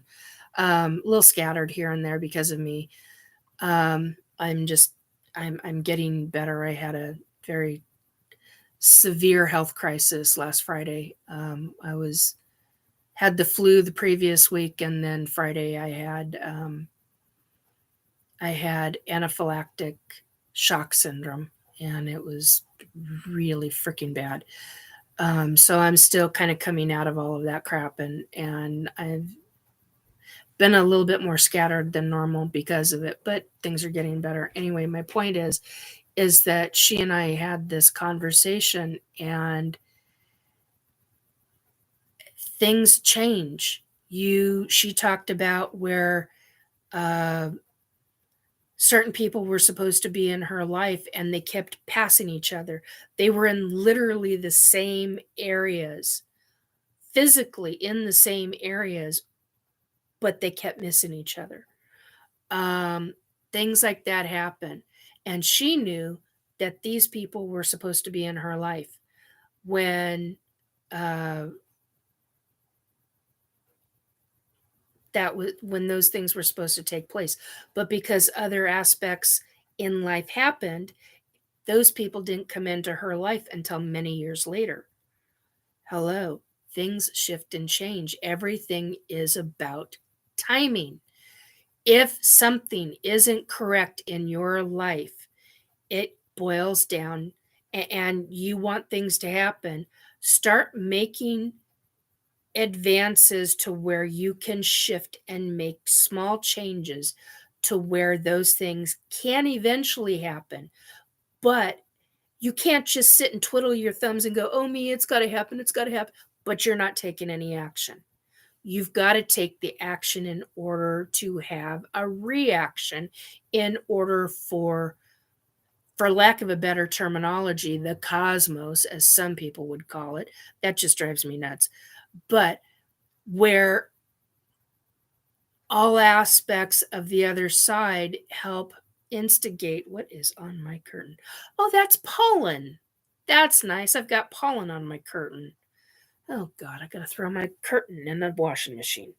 That's going to be fun getting that thing off. Anyway, sorry, guys. I'm just now noticing different things. That's what's on. Nice. Okay, so and my thing bloomed not very long ago, so got that explains why I've been sneezing too. Anyway, so you've got to be willing to move and shift and change as well. And in whatever pathway that you take, um, you'll have different new aspects of things taking place. And oh, stop growling at me, stomach. I know. I gotta be drinking more of my Propel.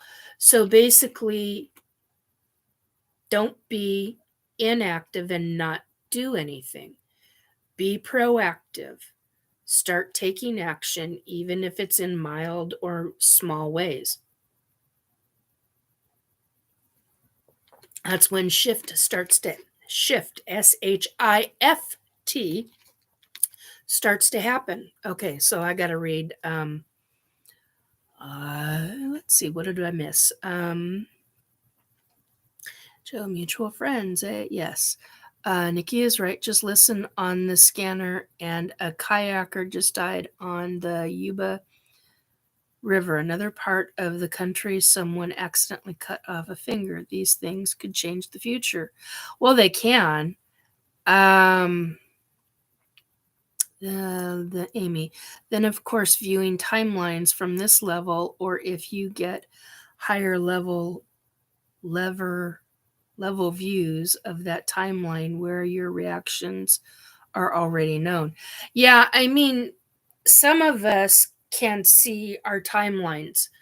Um, and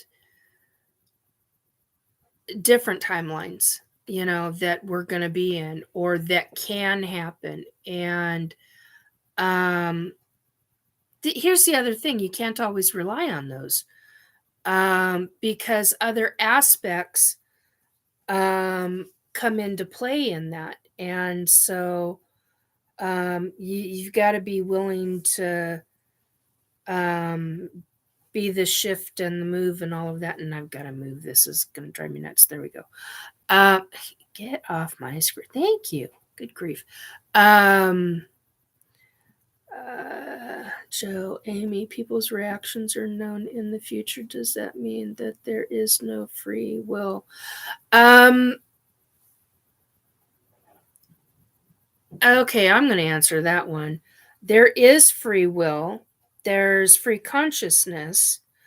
Um, great. Yeah, shift happens. Great shirt. Yes, it is. There is free will, but here's the thing. Just because somebody knows that this, or this could happen at any part of the different parts of the timeline, you have to live your life. You can't sit and, like I said earlier, twiddle your thumbs and go, oh, I'm just going to wait for this to happen. Doesn't work like that. Life doesn't work like that. And if you are waiting for this one timeline and that timeline instead happens, there are different aspects of it. I mean, it's create your own. Um, make the shift yourself. Uh, there are I got to be careful here because there's certain things that I know. Um, there are things that you can actually move in a timeline. But if you do, how is that going to affect the timeline that you want? Is it going to make it better or is it going to make it worse? Or are you going to then hinder yourself, or are you going to make it to where, because you're so scared of wanting this one timeline, are you going to take no action to where that timeline happens? But yet, what are the negatives? What are the, yes, tilt, Joe. What are the negatives? What are, yes, I know you do. Another stinker in my life. But that's where the critical thinking comes into play, and that's what I love about people, because I've got so many people in my life who are critical thinkers. So freaking important. You gotta be a critical thinker. If you're not critical thinking, you gotta be careful too, because you can be an overthinker. But if you're not critical thinking, what the hell are you doing in life? If you're just cruising on down the road going, oh my God, this is gonna happen, but I'm just gonna let it happen. Be a critical thinker. Okay, this is gonna drive me nuts. Hang on a second, guys. I'm gonna put you up for a second. I've got a glare that is not okay. Hang on a minute. There we go. Okay. And we're back. All right. Yes, yes. Okay. Well, no, sort of. Let's see all my boxes. My art boxes. Of course, then we're going to have a negative wall, but that's all right. The wall's going to get changed. All of that's coming off, and I'm going to put the tree over on it. Oh. Well, maybe I don't have pollen on the... No, I definitely got pollen on it. God damn. Ugh. I hate taking that curtain off. It's a pain in the ass. Okay, anyway, enough with me bitching about that. Anyhow, I can't remember the last time I played a pinball. You know, I haven't played a pinball machine in ages, although I would rather play pool than play a pinball machine. Tilt. Still need to play for skill and fun, maybe win a free game. It's also dangerous to connect dots that are not really there. Yes, overthinking. That's what I consider overthinking. So, yeah, like I was saying, I love it when people are using their critical thinking skills. Really freaking important. I was raised around people who were critical thinking. I had a grandfather who was a master plumber, and I don't take that lightly, because when I say he was a master plumber, he was the youngest in the state of Washington that got his license. And if he would have legally have done it 2 years younger. So, but of course you did. Anyway, um, so I was raised around critical thinkers. My mom was one. My dad was one. I wasn't really raised too much around him. Mostly, well, I'm not going to get into the family dynamics, but every grandparent, every great aunt, every great uncle, they were all from Depression era and from World War II. You had to be a critical thinker. You were taught master skills in order to survive. And what is happening in our society now, this is getting into a whole nother source of conversation, but what happened in society now is that we're losing all of that. Marrying a plumber or mechanic solves half of life's problems. Just kidding, but kind of true. Yeah, kind of true. My dad was a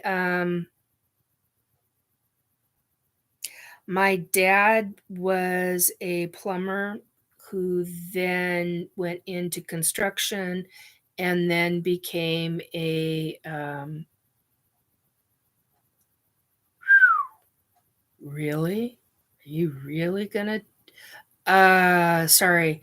A building inspector for a very specific state in the nation. Anyway, who was also retired Air Force, and a lot of family who was retired military. So I grew up around that as well. And you had all different kinds of... I had a great uncle who was a blacksmith, and another great uncle who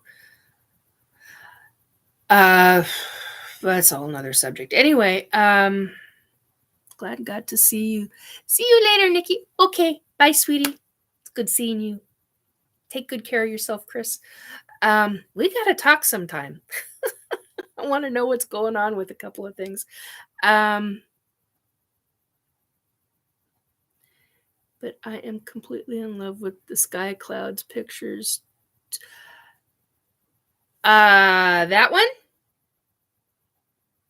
Sky cloud pictures. I am assuming you're talking sky or no, this one right here. Yeah, I'll bring that over sometime. Um, in back view. So it's that one right there. Yes. Okay. Uh, yeah, because that's my galaxy one. That's the one with all the galaxies.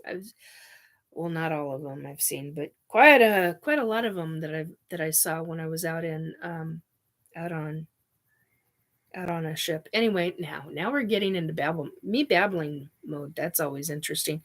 Um, well, and then of course we have the one when I was 4 years old. Blah, blah, blah, blah. Can't remember the last time. Oh, yeah, I know what I wanted to talk. So I wanted to get back to the rest of this before I forgot. We're talking critical thinking, family. Okay. This is what I wanted. Okay. I and other psychic mediums and energy workers repeatedly come across individuals who try to treat us as counselors. Don't do that. We are not your counselors. It doesn't, our abilities do not work like that. And if you need counseling, go seek a professional counselor therapist. Oh my word. Please. That's doing yourself a favor. Um, you're allowing your expectations are extraordinarily too high. You're also allowing yourself to be gullible and susceptible to unscrupulous individuals. Stop that behavior within yourself. Seek counseling. If that's what you need, seek counseling. There are quality individuals who may have pieces of information which can which you can use, but they won't absolutely have everything regarding a psychic. Um, there's a number of psychics and I who have been experiencing individuals who um, weekly, daily, people come to us, and there's a really good friend of mine who experienced this. She's been trying to put a stop to this one specific individual because it's just like, and it's not a stalking situation, it's a situation to where the person needs counseling. Oh, you're back. Oh, good. Where the person needs counseling, and go take care of yourself. If you need counseling, go get yourself into counseling. Don't use a psychic for that kind of stuff. I mean, it's ridiculous. Okay, so that's all of that info. Um, Fight the future is the next one, and find your happy place is the next one. Okay, fight the future. What I mean by fight the future is this. There are things that I have seen. There is 3 versions of a timeline I have seen regarding this planet, regarding the United States and Canada.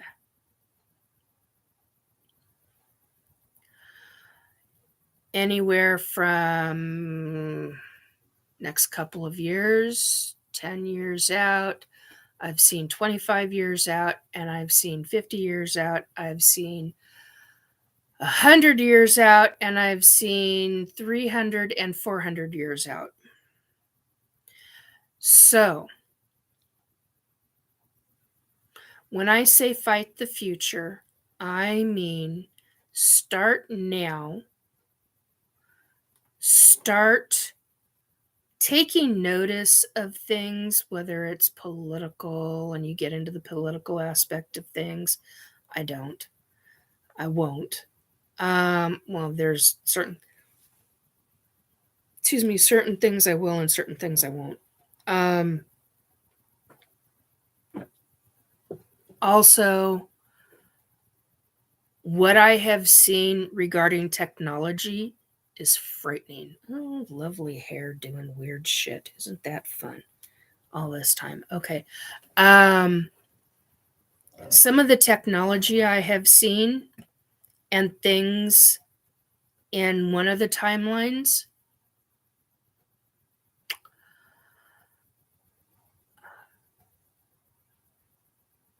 in my personal opinion, fight the issue of currency being used in only technology. Fight that. Because the timeline that I have seen that follows that to the end result is really detrimental to society and the global population. Think Demolition Man. Think the movie Demo. Think of the movie Demolition Man, and I'm not talking about him demolishing. I'm talking about where you've got an upper society and a lower society that is living underground. We are talking that bad. Okay, that's just one timeline I've seen of it. There are other timelines I've seen of it. Take notice, people. It is a big deal what technology is going to be doing with society. The other thing is take notice of um, the timeline regarding medical technology. There's things that are going on with medical technology that are not public. Don't believe they're going to be public for another 25 to 30 years or more. Um, Things I've seen are like, whoa, truly frightening. Things I've not described to anybody. Things I don't know if I will describe to anybody. Um, but we are fast approaching the beginning stages of what I've seen. That's concerning. The other is AI. I've seen a timeline regarding AI. I can't call it as any movie I've seen yet, but it's in some really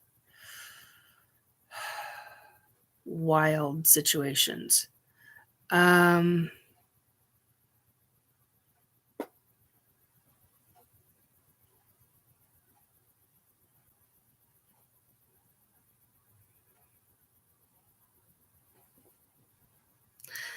yeah, grow your own. Galen says, grow your own garden, better future than any shiny things. Yeah, definitely. No, he's a couple of states away from us, Hollow. Um, he's in California. Um, so yeah, make note of things that are coming. The timelines, all of them are happening now. They've been happening since COVID. The other thing that I did want to talk about are consequences. We talked about it last night. Susan and I talked about it last night. Consequences regarding using your abilities. Um, I did not have consequences for defending myself against the asshats. I did, however, have consequences with my abilities uh, regarding what I found out regarding COVID.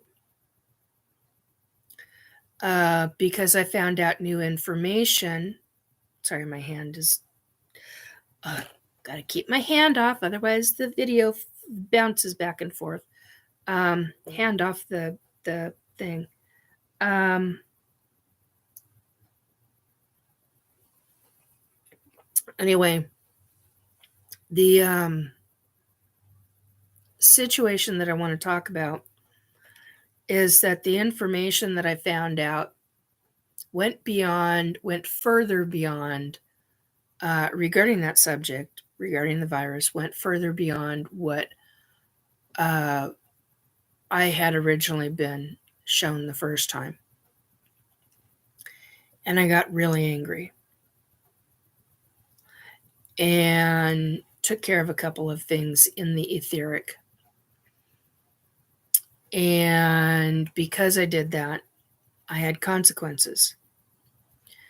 And certain abilities are muted, although my power is not muted, but certain other things are muted. Well, they're not switched off. They're brought down a little bit, and I'm slowly bringing those back. Well, no, I'm not slowly bringing them back up. I am bringing them back up. Certain ones I'm allowing in the slow mode, but others I'm not. So people say I've had a lot of, one of the things that we talked about yesterday was that I, as a psychic medium, have had numerous people tell me, "Oh, I don't give it," and they're other psychics and mediums and energy workers and so on and so forth. And they've said to me, to my face, or over the phone, or over video call, whatever form of communication, have actually said to me, "Oh, I don't give a shit what happens. I'm just going to do it anyway. I don't care if they tell me to shut up. I'm not the other, meaning the other side. I'm just going to do it anyway." There are reasons, because you have consequences. Your abilities don't just come from you, they come from the other side. They are part of the other side communicating with you. Yes, you've got natural abilities, psychic abilities, what clair abilities, all of that.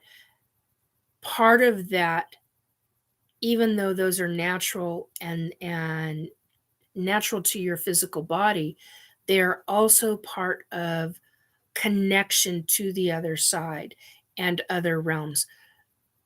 It makes a difference. You do something that goes against certain aspects, certain things, you will have consequences. And people that say, "Oh, I don't give a shit about that," you're going to have consequences in some fashion or form. And whether you make that realization or not, that's on you. I already know what my consequences are. I had a major health crisis on Friday. Part of that was my health, was my, now medically, the science side of this, because I am science oriented, um, medically, uh, I had been using a specific um, uh, herbal product that I've never been allergic to before. Been using it off and on for a year. Um, and changed the form. And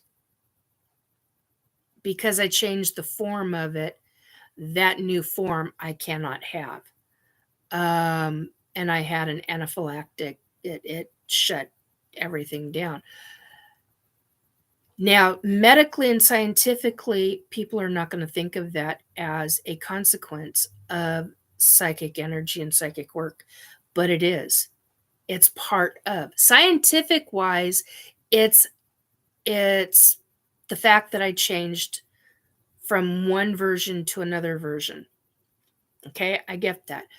But at the same time, at the same token, you're also dealing with the fact that that's part of a natural consequence from doing something that I shouldn't have screwed with. At the same tone, at the same take on that, certain aspects of my abilities have been decreased. Do I still have them? Oh, hell yeah. I call it a bit of a reprieve right now because I'm not inundated with umpteen different things at the same frickin' time, and they're expecting me to do this and this and that. So for me, it's been a bit of a reprieve. On that note, you can have consequences. Those can be some of the consequences. Two things that if the other side is going and you don't, sorry, my knuckle is driving me nuts. Trying to pop it and it won't pop. There we go. If you make the choice to do something that goes against what affects other aspects, you will have consequences, whether you want to believe that or not. I'm living proof of it. Anyway, so when I get told, oh, no, don't say that, there are reasons you don't say things because it falls into a timeline, into a category on the other side for dealing with other aspects of either a person's life or some minute detail that they are not supposed to make the realization yet on something. I'm all for providing information. I enjoy being able to do that. But when I have something like that and it's from a hierarchy being or a hierarchy royalty or source himself, I've had source himself state, do not do that. This is supposed to happen first. You cannot say this, not right now. And I'm like, but that, and they're like, no. So there are reasons you need to follow that because it's part of the grander scale, grander scheme of things. Yes, cause and effect, as Hollow says. Life is all about consciousness. It's about consciousness. Okay, Galen, are not others on the other side part of the whole journey because they are tuned into our journey on earth? We just took the incarnation form. They still get group credit for the work. Yes and no. The first part of that, because they are tuned into our journey on earth, yes. As a whole, yes. They still get credit for the work. You mean the human that the person that's doing the work, yes, they get credit. The other side doesn't typically get the credit. Mentally and physically. Okay, Hollow. Mentally versus physicality versus social. Yes, very much so. And on that note, this is where I'm going to end this, or almost end this, because it always takes me a few minutes to truly end this, because I'm at 2 hours and 28 minutes. Find your happy place. That's easier said than done sometimes. If you are in an extremely or an excruciating situation, finding your happy place is a really hard thing to do.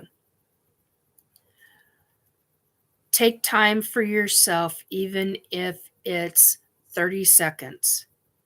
Find a moment where you can think about what it is that you really want. What is it that you really, it's now basically what I'm looking at right now and talking about right now is manifestation. It's a form of manifestation. It's how you manifest. How you train your brain to think is train it into positivity. Train it into what positives you want to happen. I know somebody with a health crisis right now. Change the dynamics. Change your way of thinking. I have to do the same thing for me. Easier said than done. I'm at a not a health crisis anymore. That was Friday, Saturday, and Sunday. But I'm at a different structural aspect of my own health part of it. And I have to change the way I think about it again. I cannot get into the mindset of, oh, this is just part of the process. No, that's how I used to think about it. The way I need to start personally, the way I feel that I need to start thinking about it is shifting that previous thought, oh, this is all part of the process, shift it into a positive paradigm shift in thinking. Okay, that means that I need to focus on, we're going to make this shorter. We're going to make these reactions shorter. We're going to be more focused on, we, meaning me, I'm going to be more focused on making sure that every aspect of this does not happen so that the process isn't any longer, that it shortens it down bit by bit, and that requires maintenance so that all these other factors do not come into play to where I do not have another severe, horrific allergic reaction. There's aspects to that. So that means changing foods again, changing what I drink again. It's it's part of the process for that. However, I can make that part of the process shorter so that I do not have, so that my physical body does not have an overreaction, if that makes sense. So it's also changing the wordplay in my head.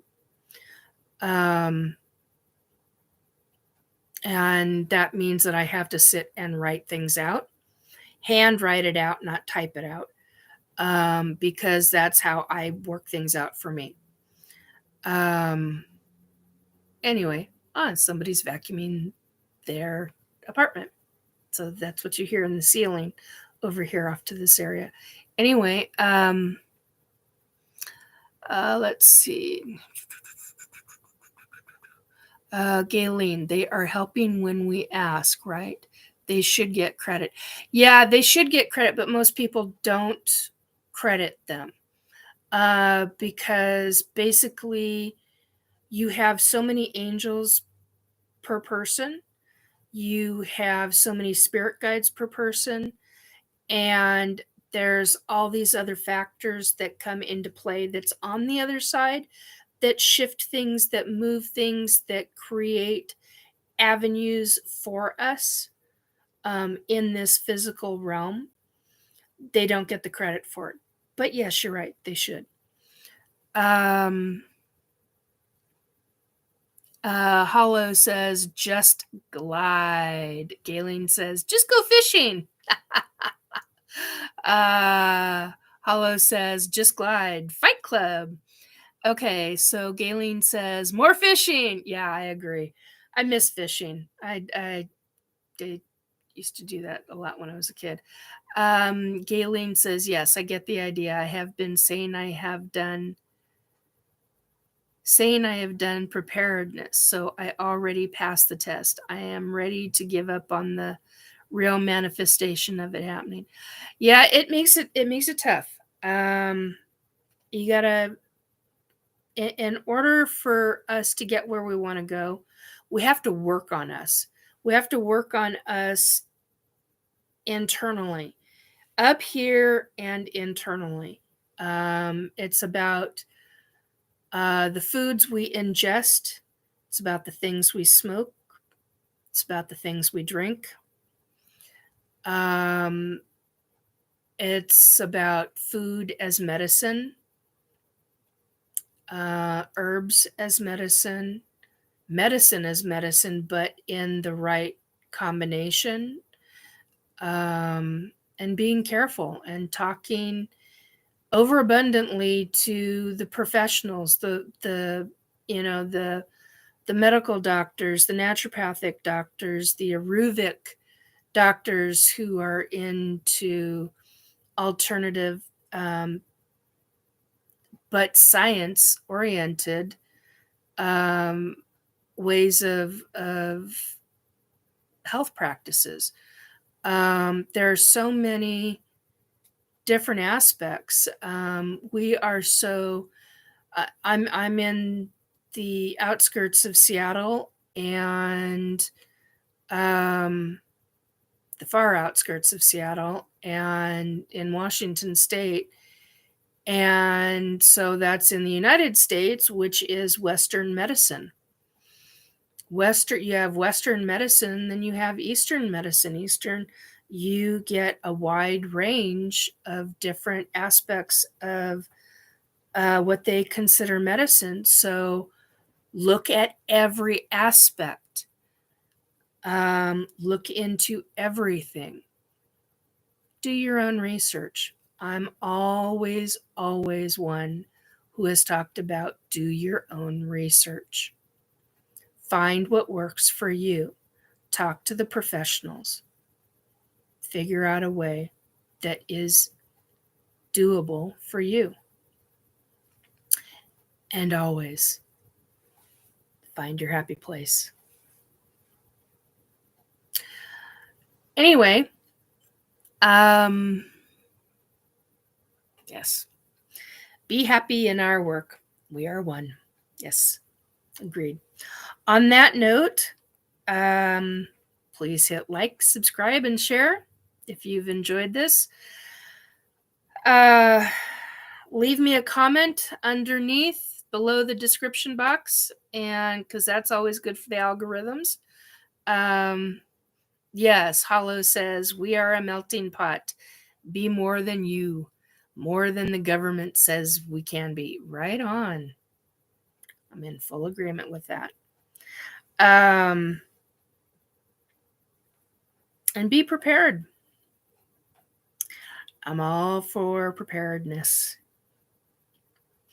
Anyhow, take good care of yourselves. Remember, I will be on the S4 Bunker tonight, 10 p.m. Pacific time. That's on Spreaker. The link is below in the description box. I hope you enjoy the shows that I've been on. You will find in the file folders, I don't remember what their YouTube calls them, but in the file folders on my channel, you will find many of the different shows that I've been on. I'm still collecting more of them to put in there because I've been on a number of them over the last 4 or 5 years. So anyway, as